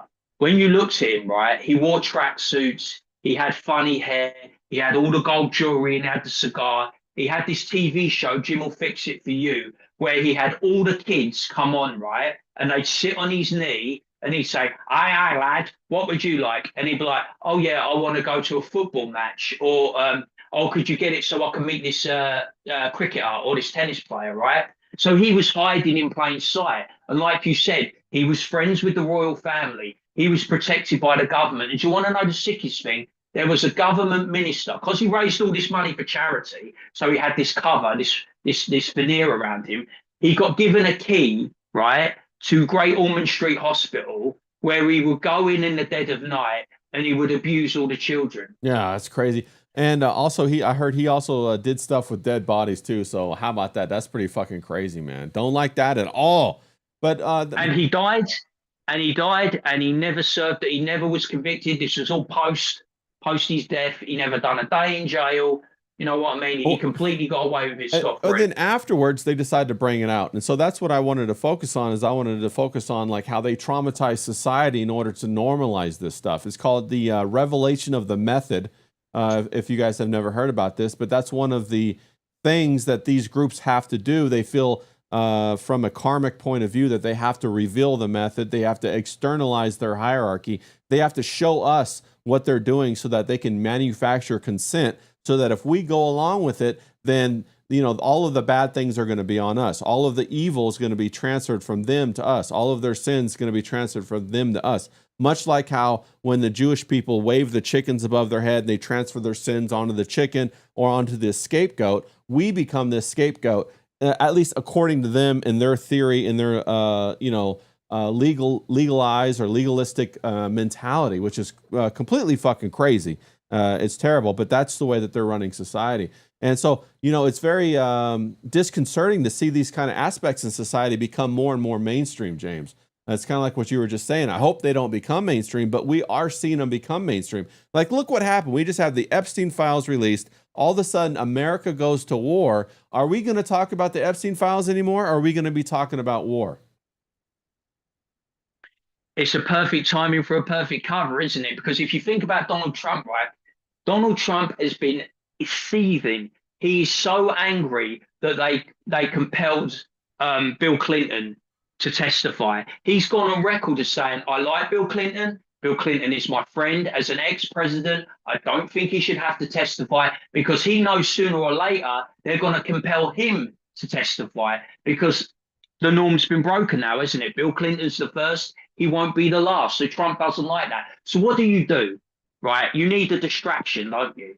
If you're worried about something that's on your doorstep, something that you've completely lost control over, something that you can't control, and you've got people that are vengeful like the Clintons, like Hillary came out, didn't she? And all she spoke about was Donald Trump, Donald Trump, Donald Trump. Donald Trump did this. What about Donald Trump? You've got this war now with Iran that's going to take up all the headlines, going to take up all the airways. How many times have I said to you over the last year, I put the 10 o'clock news on. I watch the 10 o'clock news. So when I come to the streams, I'm genned up on what's going on Yeah. in my country, your country. All they were talking about was Russia and Ukraine. They don't talk about that no more. All they were talking about was Israel and Palestine. They don't talk about that no more. They talk about the Epstein files. Now they talk about Iran. And there'll be something else, you know what I mean? News cycles go in cycles. And Yeah. this is the new thing, isn't it? The Epstein files was top of the pops. You put your news on, first thing will be Epstein files. Now, first thing is going to be war in Iran, because that's more of a, there's repercussions there. Iran are not going to let this stand. There's going to be blowback.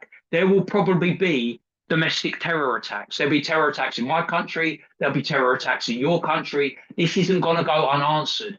Iran, whatever they got, like they say the Ayatollah's dead. I think Israel said they killed him. But like, there's going to be other people that are going to come behind. This is going to be messy. This is going to be bloody. This isn't going to be quick, I don't think. No, I don't think so either. I mean, Iran already struck back and hit several U.S. military bases, hit several different countries, not just Israel.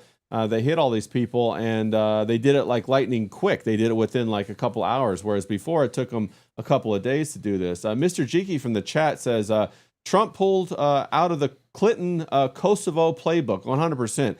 You remember that Trump came to power basically under the term of lock her up in 2016, talking about finally locking up Hillary Clinton. He had that famous comment of if he was a president when they were debating, he said, you would be in jail. And everybody went, oh shit, mic drop. Oh, wow.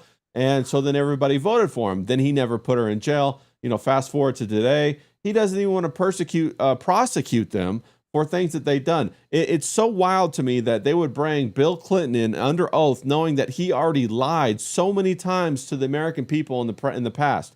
I did not have sexual relations with that young lady.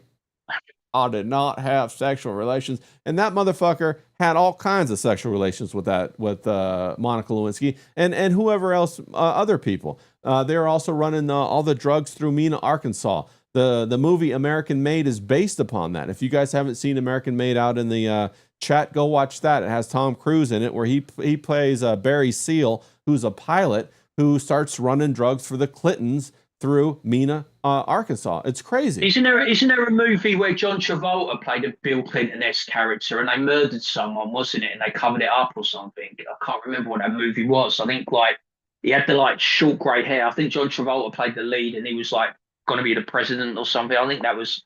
But the thing is, it's so polarizing, isn't it? If you think about it with online culture, and we always talk about this, right?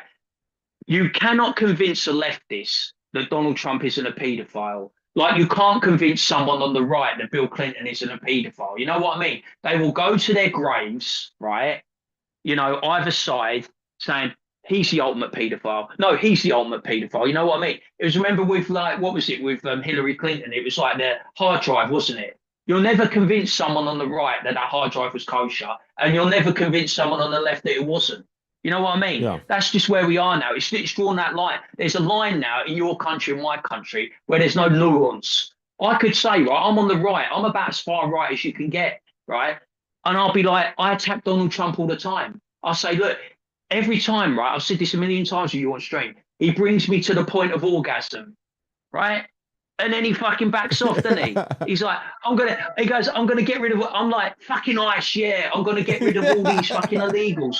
And then the moment it becomes too hot for him, he got run off by, who's that dog, you know, out in Minnesota? What's his name? The one who was like, ran for Tim vice Walz? president. What was Tim it? Walz, yeah. He got run off by a fucking dog, Tim Walz. You Yeah. know what I mean? He got run off by a gay guy whose name I can't remember. He got run off by Ilhan Omar. You know what I mean? He got run off by people that he should be monstering and bullying. You know, he doesn't see anything through because he's got that scatterbrain. You know what I mean? It's like, oh, what's the new toy? What's the latest toy? To him, the new toy at the moment's Iran. So that's all he'll be talking about, Iran. He'll forget about all the other stuff. Yeah. He hasn't really done anything. What has he done meaningful? You might know more than I do. What meaningful legislation has he passed since he become president? Yeah. It's all been executive orders. Yeah. Everybody, you know, when I look around, everybody's out of work. The houses are more expensive. You know, immigration's out of control, driving cost of everything up. They're trying to limit our beef production over here, so driving the cost of that up. It's just wild.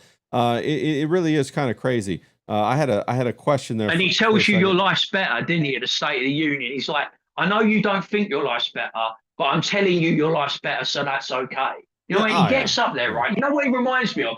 He's like the oldest cheerleader in town, isn't he? He gets up there and he does his little pom pom thing. You know what I mean? Team America, rah, rah, rah. And he's like, mate, you have no idea what's coming for you in the midterms. And then they're going to wipe away all your executive orders and you're going to be lamed up for 2 years. And then you're either going to get someone like Gavin Newsom or AOC or Ilhan Omar. And do you want that to be your legacy? Do you want your legacy to be that you're going to bring in the most left wing, leftist fucking president of all time? I don't think he cares about that. I think what he thinks his legacy is the fact that he had Ivanka marry Jared Kushner. And so now his family's like Jewish royalty, basically. I think that was the whole play here. I think that a lot of this stuff about the politics is just designed to get you polarize the people in half and then get one side very mad and then for 4 years and then flip it the other way around and get the other side mad for 4 years and then flip it. And all of this stuff, like you said, like Trump's just always, he's always promising but never delivering, always getting you all frothed up, worked up, like it's that hottie at the bar who's like, oh yeah, after my shift, let's go home, let's do it. And then she disappears or whatever. And you're all ready to go. And then like nothing, he's all tease, no delivery. And I think that's on purpose. That's to get people all ginned up. And then by the time he says, oh, I can't do it now, then everybody on the other side says, see. And so that's the way they control, the amount of pressure that's in society. They have society release their pressure by doing that. And so nothing ever implodes, but they always get the things that they want done. They're going to war with Iran. They've been talking about this shit forever. They got the immigrants coming in. I mean, a great example is look at New York. Now they got Mondani in there. He's doing a terrible job. They're all immigrants over there. Everybody from New York moved down to Florida and Tennessee and other places. That's what's going on. They're reshaping America through behind the scenes negotiations and all of the stuff that's out front, the voting. This guy's running for that office. That's all a bunch of bullshit in order to make us wait. And while we're waiting, they're doing these things through corporations. They're doing these things through NGOs. They're doing all of this bullshit in the background that's affecting all of our lives and changing our lives while we wait for somebody to come up. We wait for the next, the JFK. Huh? Oh, wait, you, hold on real quick. You dropped out. I got to change your audio real fast. I was trying to watch for that. I caught it just in time. So I'm going to fix his audio real quick, guys. Don't worry about it. We'll be on top of that. I'm trying to squeeze that bug out of there. I don't know why it's doing that, but we're getting after it. All right, James, I think you're back right now. What you got? Am I back? Yeah, you're back. Okay, great. Yeah, well, it's like that, isn't it? I've been alive for 45 years, right? And I can't remember a government in this country. It's always they overpromise and they underdeliver. They have you get elected in this country on a manifesto, right? And you can tick them off 1 to 10, right? And they'll be in for 4 or 5 years. And they will never do anything in that manifesto because, like you said, other circumstances will come along that will take their eye off the ball. Governments are slovenly. Governments are lazy. This country isn't run by the government. This country is run by the civil service, right? The civil service basically holds sway in this country.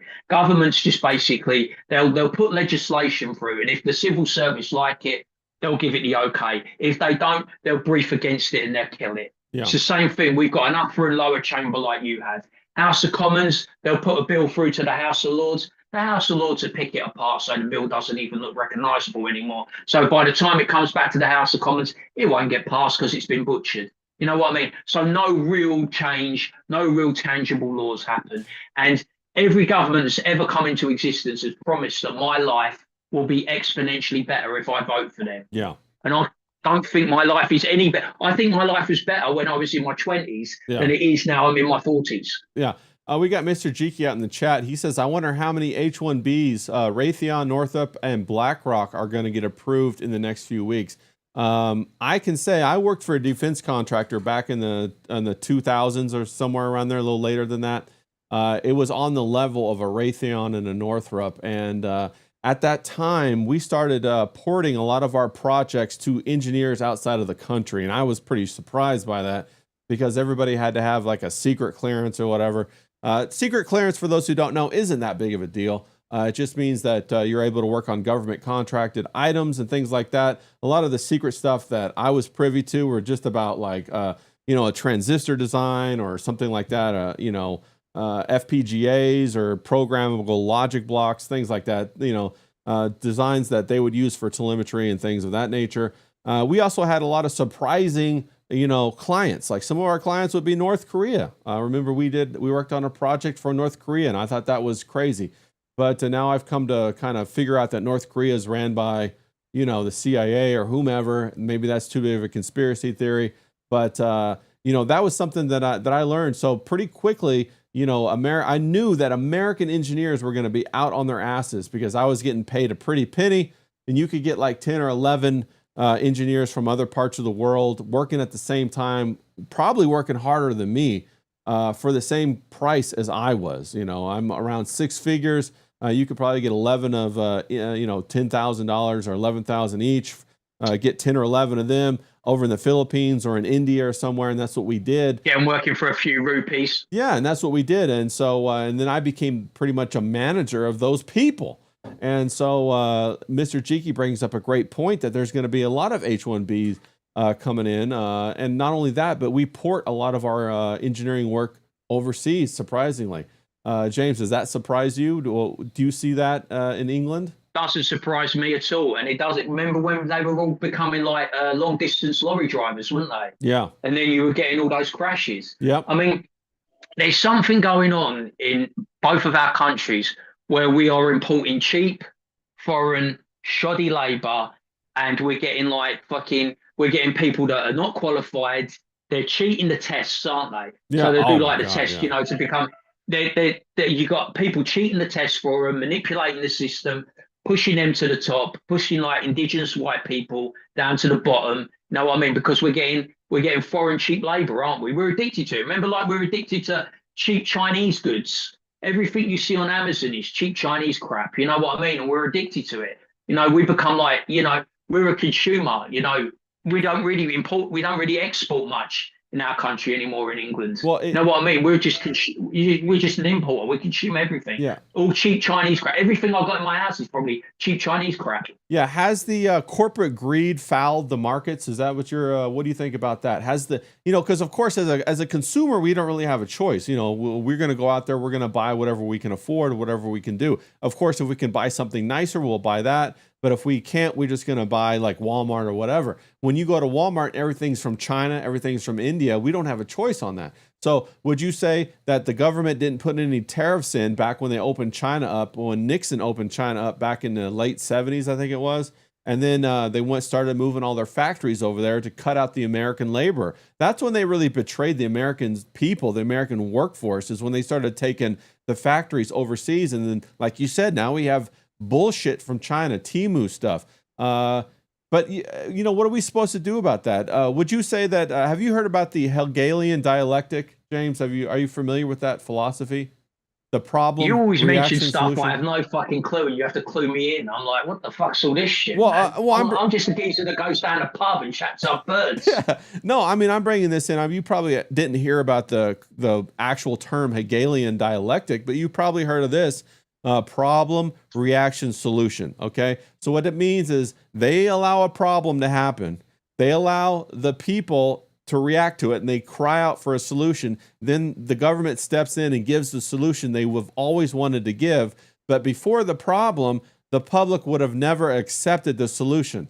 9/11 is a great example where you have the Patriot Act, where it really locked down on people's rights of communication and travel. Now we have, you go to the airport and you have those people, the TSA people, patting you down, grabbing your nuts a little bit, trying to stick their finger up your ass and all that kind of stuff to make sure, everything's okay. But that's a bunch of bullshit. Before 9/11, Americans would have never allowed that to happen. So do you see that pattern going on over there in England as well, James? Yeah, well, they try and it's like being buttered up or softened up, isn't it, Yes. to accept something Yes. that you wouldn't have originally accepted. To me, I think all governments are, they're corrupt and they're greedy. You know what I mean? They manipulate the citizens. They say you have to accept this. I remember when what happened was this was the thing that really got me. When Labour came into power in the last like 18 months, they said that there was like a 30 billion black hole in the economy. Yeah. So taxes would have to go up. And yet Labour got elected on lowering taxes, right? Right.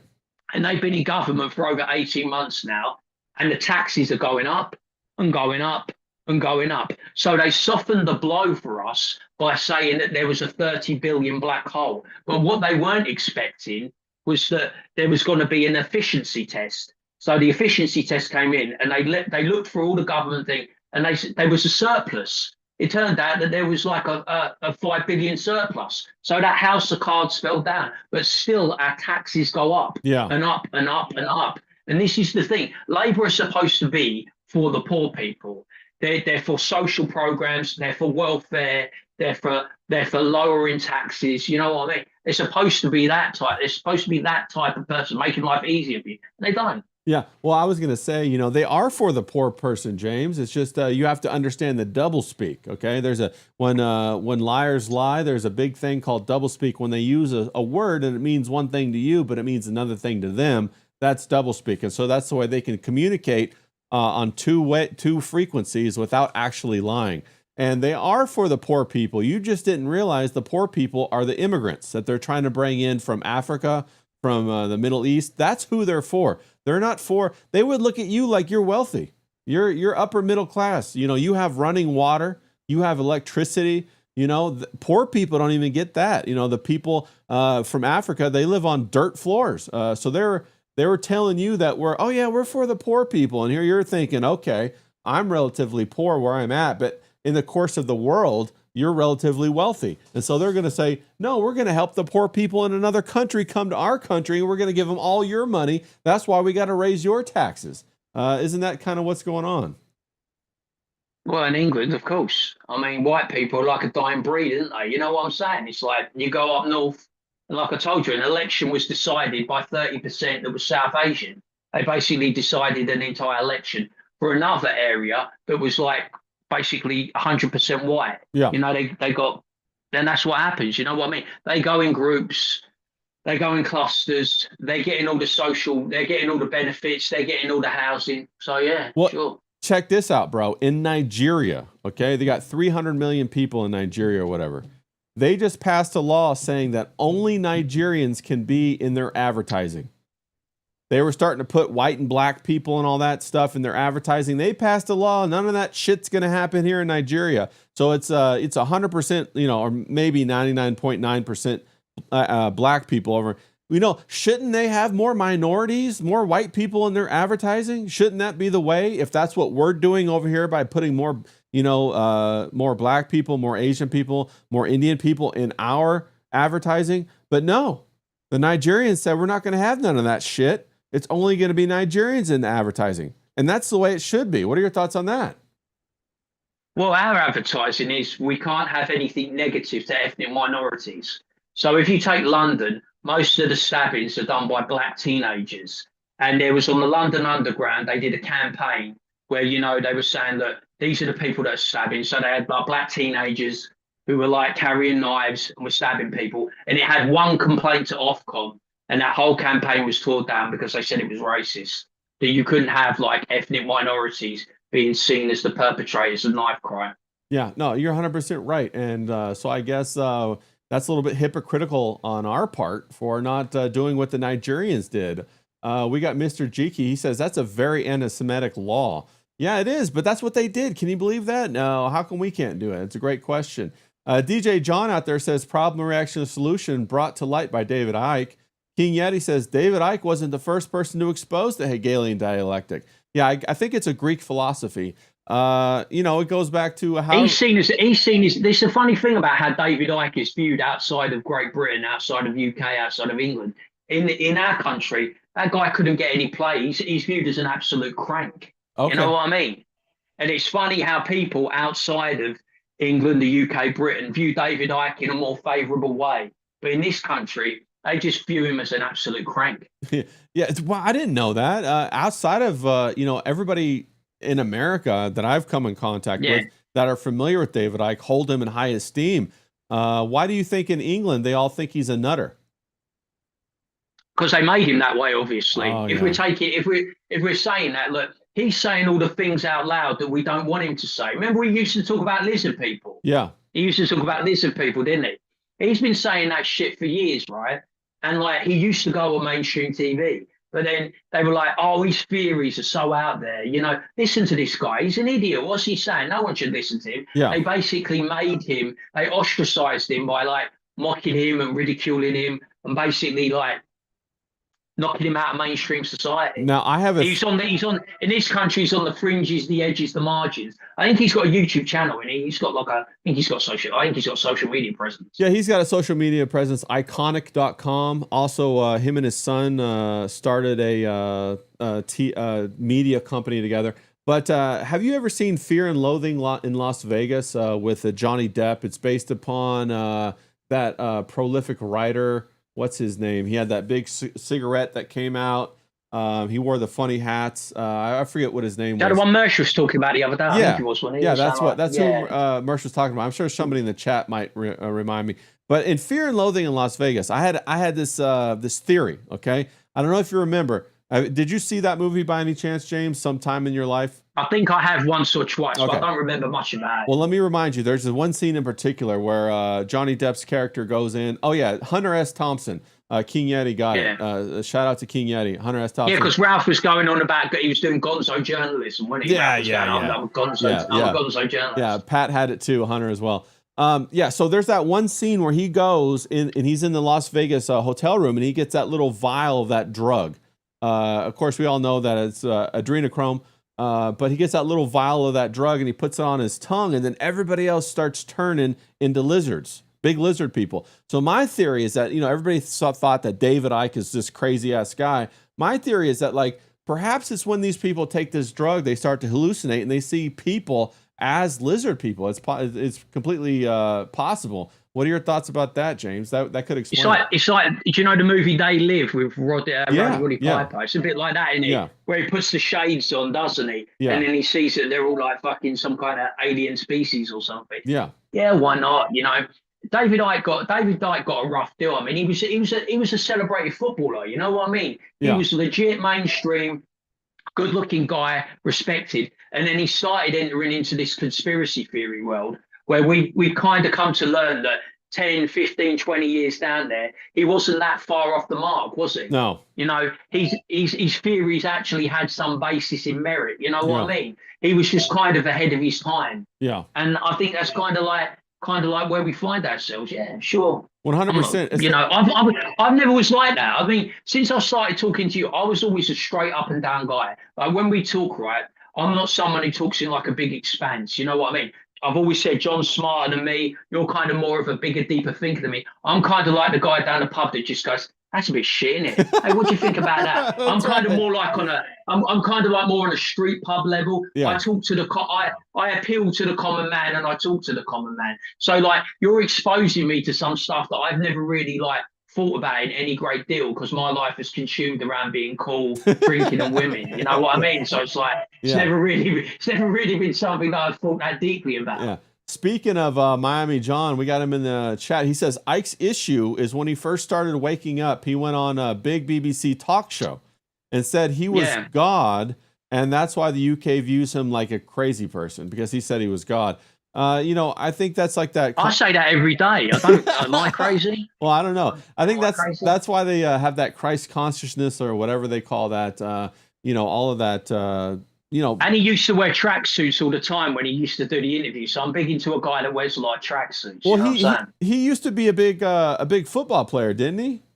Yeah. I think he played Tottenham. Yeah. Do you know how he hurt his hand, or did his hand's kind of funny? Did you? He got a career-ending injury, didn't he, while he was playing football, and that curtailed his career. And I think what happened was, he had a second life, didn't he? Right. But I think a lot of people think he kind of lost his mind when his sports career, when his playing career was curtailed, like before its natural end. And I think a lot of people thought that he was just spouting off and going in a weird direction. And I suppose a lot of people that were into football, into sport, couldn't like get over his transition. They loved him and they idolized him as a sportsman, and they couldn't really go along with him when he started getting into the conspiracy theory lark. Yeah. So I think he lost a lot of his fans there because they're like, I can't really sell this to, my lot, my family. He's saying a lot of wild stuff, you know what I mean? If you go to football, you'll find a lot of people like me, and they won't be discussing the stuff that David Icke discusses on the terrorists. They'll be just shouting abuse at football players, eating a meat pie and drinking a beer. Right. They're not really going to be into big world issues and conspiracy theories. So he lost a lot of cachet with that crowd. And you know what I mean? And once the establishment in this country goes after you, it can be pretty brutal. You know what I mean? The press will make you look like especially our tabloid press. They will make you look like a monkey. Yeah. They will make you look like a right idiot. And then you'll have no cachet or presence anymore. You'll be on the outskirts. But thankfully for him, with the rise of social media, he's got an outlet, I suppose, now. Yeah, King Yeti in the chat, he says there's a phenomenon called demon face when normal people see people's faces turn form. That's pretty wild. It's also, if you've ever been around narcissistic people or drug addicts or whatever, and when they're getting ready, when they anticipate they're getting their fix, like their pupils will dilate, bro, and turn all black. And then that's when they have like the black eyes and you're like, holy shit, is that a demon in there? What's going on with that? But I do believe people can see that. And I also think that, David Icke, bro, if you got a bunch of football players, soccer players that are, normal guys that, like you said, they want to eat their meat pie and drink their pint, bro, if you bring something to them, like, oh, did you know that the queen is killing children and eating them?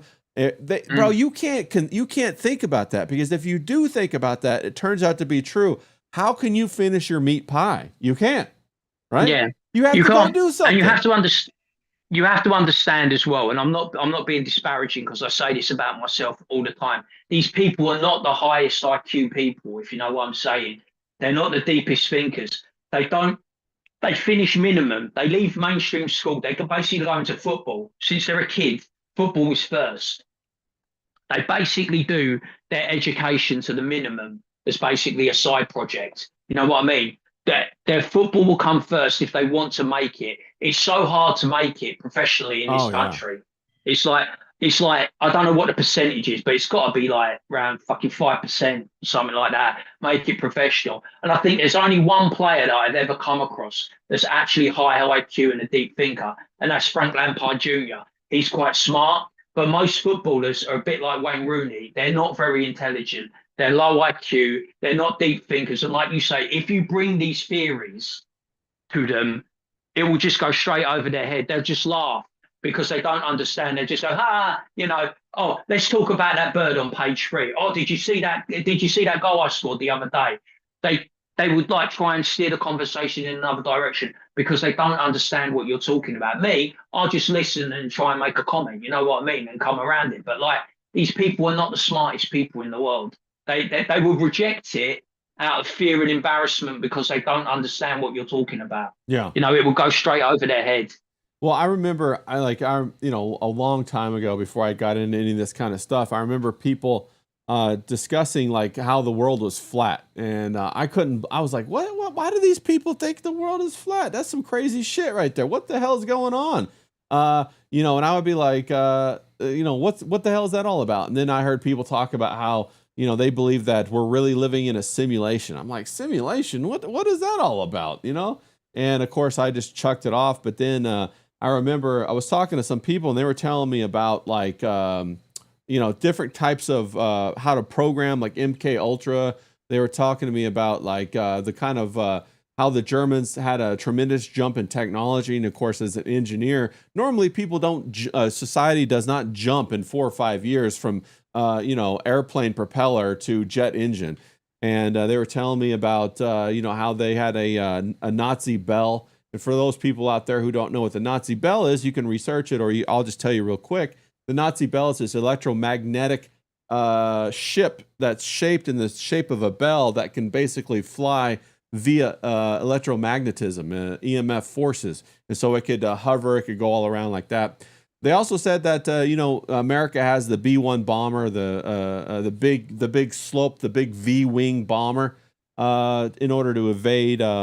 It's that Batwing bomber. in order. It's a stealth bomber in order to evade radar. Well, the Nazis actually made two of those bombers completely out of wood back in the 1937 or something like that, and people have found them since and made videos about them. So there was all this advancement that they're pondering. They're wondering, where is it coming from? They're talking about it, and a lot of people speculate that it comes from the occult, or it comes from these. One of the big reasons that the Nazis went on such a rampage searching out this occult literature and these, that's why they went to Africa to try to get these hidden scrolls about, technology, about spirituality, about all this stuff, was so they could channel that information and that energy from some other place in the world or in the universe or in a different plane in order to get that. And then we took those after we beat, supposedly we beat the Nazis in World War II. We took all of their people and brought them to America and made all of the American institutions. We filled them up with all the former Nazi employees, and so we kind of Nazified it ourselves. Like you got Werner von Braun, famously, who invented rocketing and all that kind of stuff. Worked with JPL and all of that. And so that's pretty crazy how that all came about. So, at first, all of these theories seem crazy, James. They do. They seem nuts. But then once you start digging into them, you start, oh, okay, well, they mean this. Well, this means that. Well, and you start to understand that it's been this crafted narrative that you kind of break through. And then the big moment for me when I realized I have to really, reevaluate what I know, what I believe, is when I asked myself, how did I get all this information? I got most of my information through textbooks, like through going to college, all this kind of stuff. Who printed all the textbooks? Do you know, James? Well, it was Ghislaine Maxwell's father, Robert Maxwell. Yeah, Robert Maxwell. He printed all of the textbooks for the last 30 or 40 years, bro. How crazy is that? That's crazy. Well, that's the problem. I get all my information from nudie mags. You know what I mean? So it's that's why I'm a bit behind the eight ball. You know what I mean? But no, it's they always go on, don't they, about back in World War II, the Germans were fascinated with the occult, extraterrestrials. You know what I mean? They always go on about that. That gets mentioned all the time. That's something that I've never doubted, that they dabbled or they had a fascination with that. And of course, post World War II, a lot of people, they went to South America, didn't they? Yeah. They went to Argentina. The boys from Brazil, they went to Brazil. And I suppose if you're the Allies, you would take what was left, wouldn't you? Take their expertise and use it for yourself. So, yeah, of course, things move along. Also, a lot of people might not know, but the Nazis had a whole big base and encampment in Antarctica, and they call it New Schwabenland. And what had happened was, after the end of the war, like you said, they went to Brazil, they went to Argentina, but they even went further south. They went to Antarctica. And so General Byrd, this is all over history. You guys can go look it up if you want. There's tons of YouTubes about it. Admiral Byrd at the time, Admiral Byrd took a whole big fleet of destroyers and aircraft carriers and all that down to New Schwabenland to kick the Nazis' ass. Well, that didn't happen. General Byrd came back and gave a report when he first hit Peru, and he got in trouble for it, and I think he got reprimanded or kicked out of the Navy or something. But he got in trouble for talking about how that whole fleet armada that went down there got their asses absolutely kicked by all of these crazy flying craft that could zip around, go underwater, come up, and all that kind of stuff. Ever since then, there has been a treaty that no nation can now go to Antarctica, which is wild. Everybody agrees nobody can go to Antarctica, and everybody has all their theories about why that is. And just recently, we've started to see some people trying to go to Antarctica. There was that boy, he was 17 or 18, and he was flying around the world, solo flight, trying to fly all the way around the world. And he went down to Peru and then went south and went to Antarctica, and he got in a whole lot of trouble for it. But when he was flying down there, he could see it wasn't all frozen. There was unfrozen land down there. So, there's a complete lie there. There's a complete, conspiracy theory to be debunked. Have you ever heard any of that, James? News to me. Maybe we could send Greta Thunberg there and she won't come back. You know what I mean? That would be kind of like my thing. Send a load of people that we don't like there, so they don't come back. That would be my theory. Well, Greta, But no, man, it's not something. It's not something I've ever heard of. yeah, Greta can't wait to get back into Israel, can she? She's dying to get over there, bro. She can't help herself. That flotilla. It must have been so tempting. Must have been so tempting for the Israelis to just end it there and then. Just say, like, do it and say it was an accident. Like they always do, don't they? Israel said, yeah, I bombed this hospital, but it was an accident. Yeah. Yeah. I bombed this church, it was an accident. So yeah. So they could have put her out of her misery and done us all a favor by saying, yeah, we bombed the flotilla, it was an accident. Yeah. We got a Miami John, DJ John in the chat. He says, don't knock the nudie mags, James. Lots of good info in there. We got Curly. Yeah, they used to have, like, the old ones, they used to have really good articles in there, didn't they? Yeah, they really appealed to someone like me. Curly in the chat. He says, a group of flat earthers and globes went last year and recorded the 24-hour sun to Antarctica. That's pretty crazy. Let's see, we got anything else? King Yeti says they could be music and people talking about the airships. Oh, he's talking about the airships. Don't forget the giant airship sightings in the 1880s all around the world. Yeah, we used to. Also, there's like all this old world buildings, right? That none of our history explains where these old world buildings came from. And they used to have these giant airships. And of course, there's a big a piece of literature down in India that talks about the Vimana and they're big floating flying buildings. It's basically a manual on how to fly those. And but at first, it all seems wild and crazy, right? But then you have to ask yourself this one question. And they don't all have to be true. And I'm talking to the chat, James. We're already on the same page. But for the chat, you just have to ask yourself, where do I get most of my information and how do I know it's true? That's the starting point.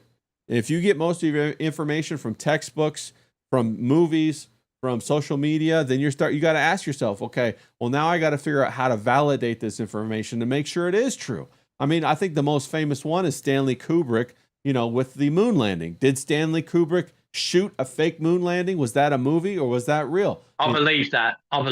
Yeah, I do too. I look at the 100% believe that. Because how comes we haven't gone back? You know what I mean? Technology back then, Yeah, we haven't even gone back. That's right.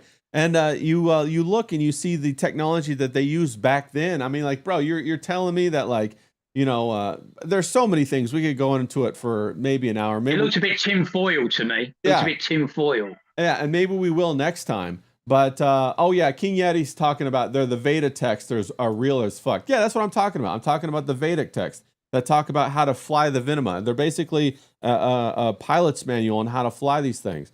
And a lot of the old world buildings also ran on steam energy or steam, and they ran a frequency through the steam so that they would revitalize you and heal you. Another thing that's coming out right now is that a lot of these things that are been blacked out of the books are talking about what were you gonna say there, James?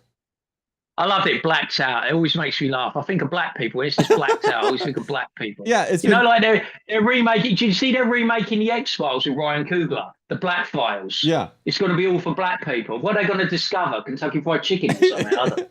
Yeah, no, but I was going to say that ether. That 90% of the universe is made up of ether. It's a fifth element that they blacked out. Tesla knew all about ether. He talked all about it. That's why they confiscated all his information. That King Yeti, he says, yeah, they used a TI-89 calculator to get to the moon. Sure. James, did you see that movie called Hidden Figures where it was really 3 black women who did the arithmetic to get everybody to the moon? Did you see that? I didn't. I saw the trailer and I saw bits and pieces, but I never watched the movie because I just wouldn't watch it. It's not for me. It's boring. Yeah. It was the fat one, wasn't it? Yeah. The one who was like the maid in.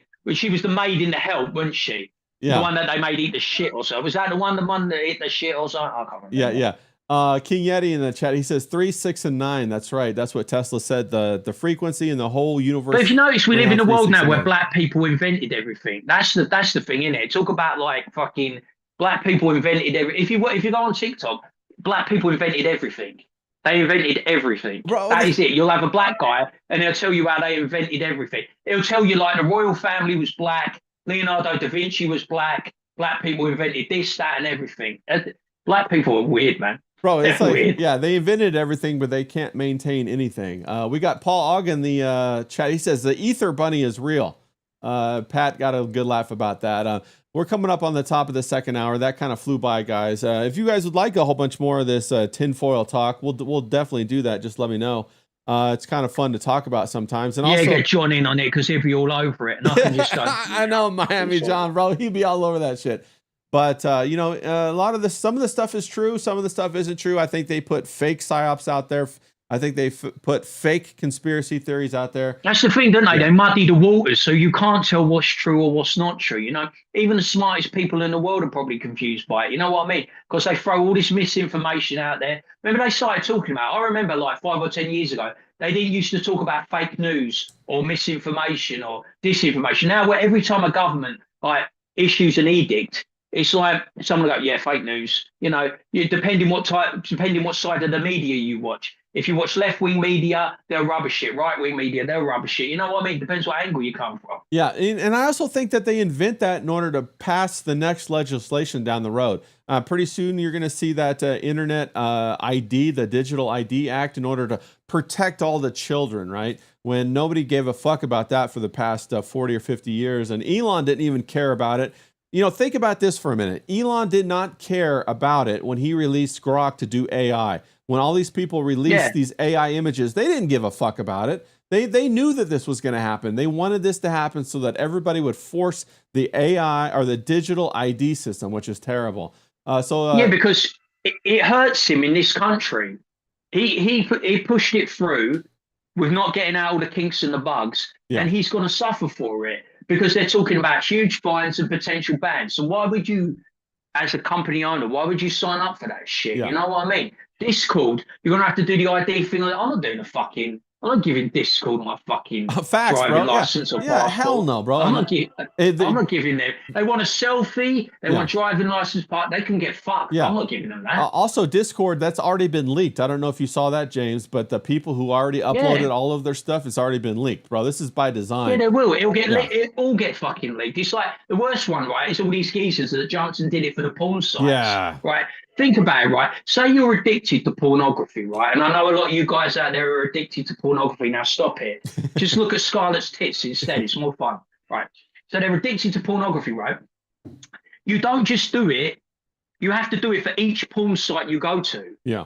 Every single porn site, you have to driving license, passport, and you have to scan your face. So you have to do the scan your face. So it's like, how the fuck? Every porn site, say you go on about 15, 20 fucking porn sites, you got all the weird Ricada kinks. You know what I mean? Your fucking information is going to be everywhere.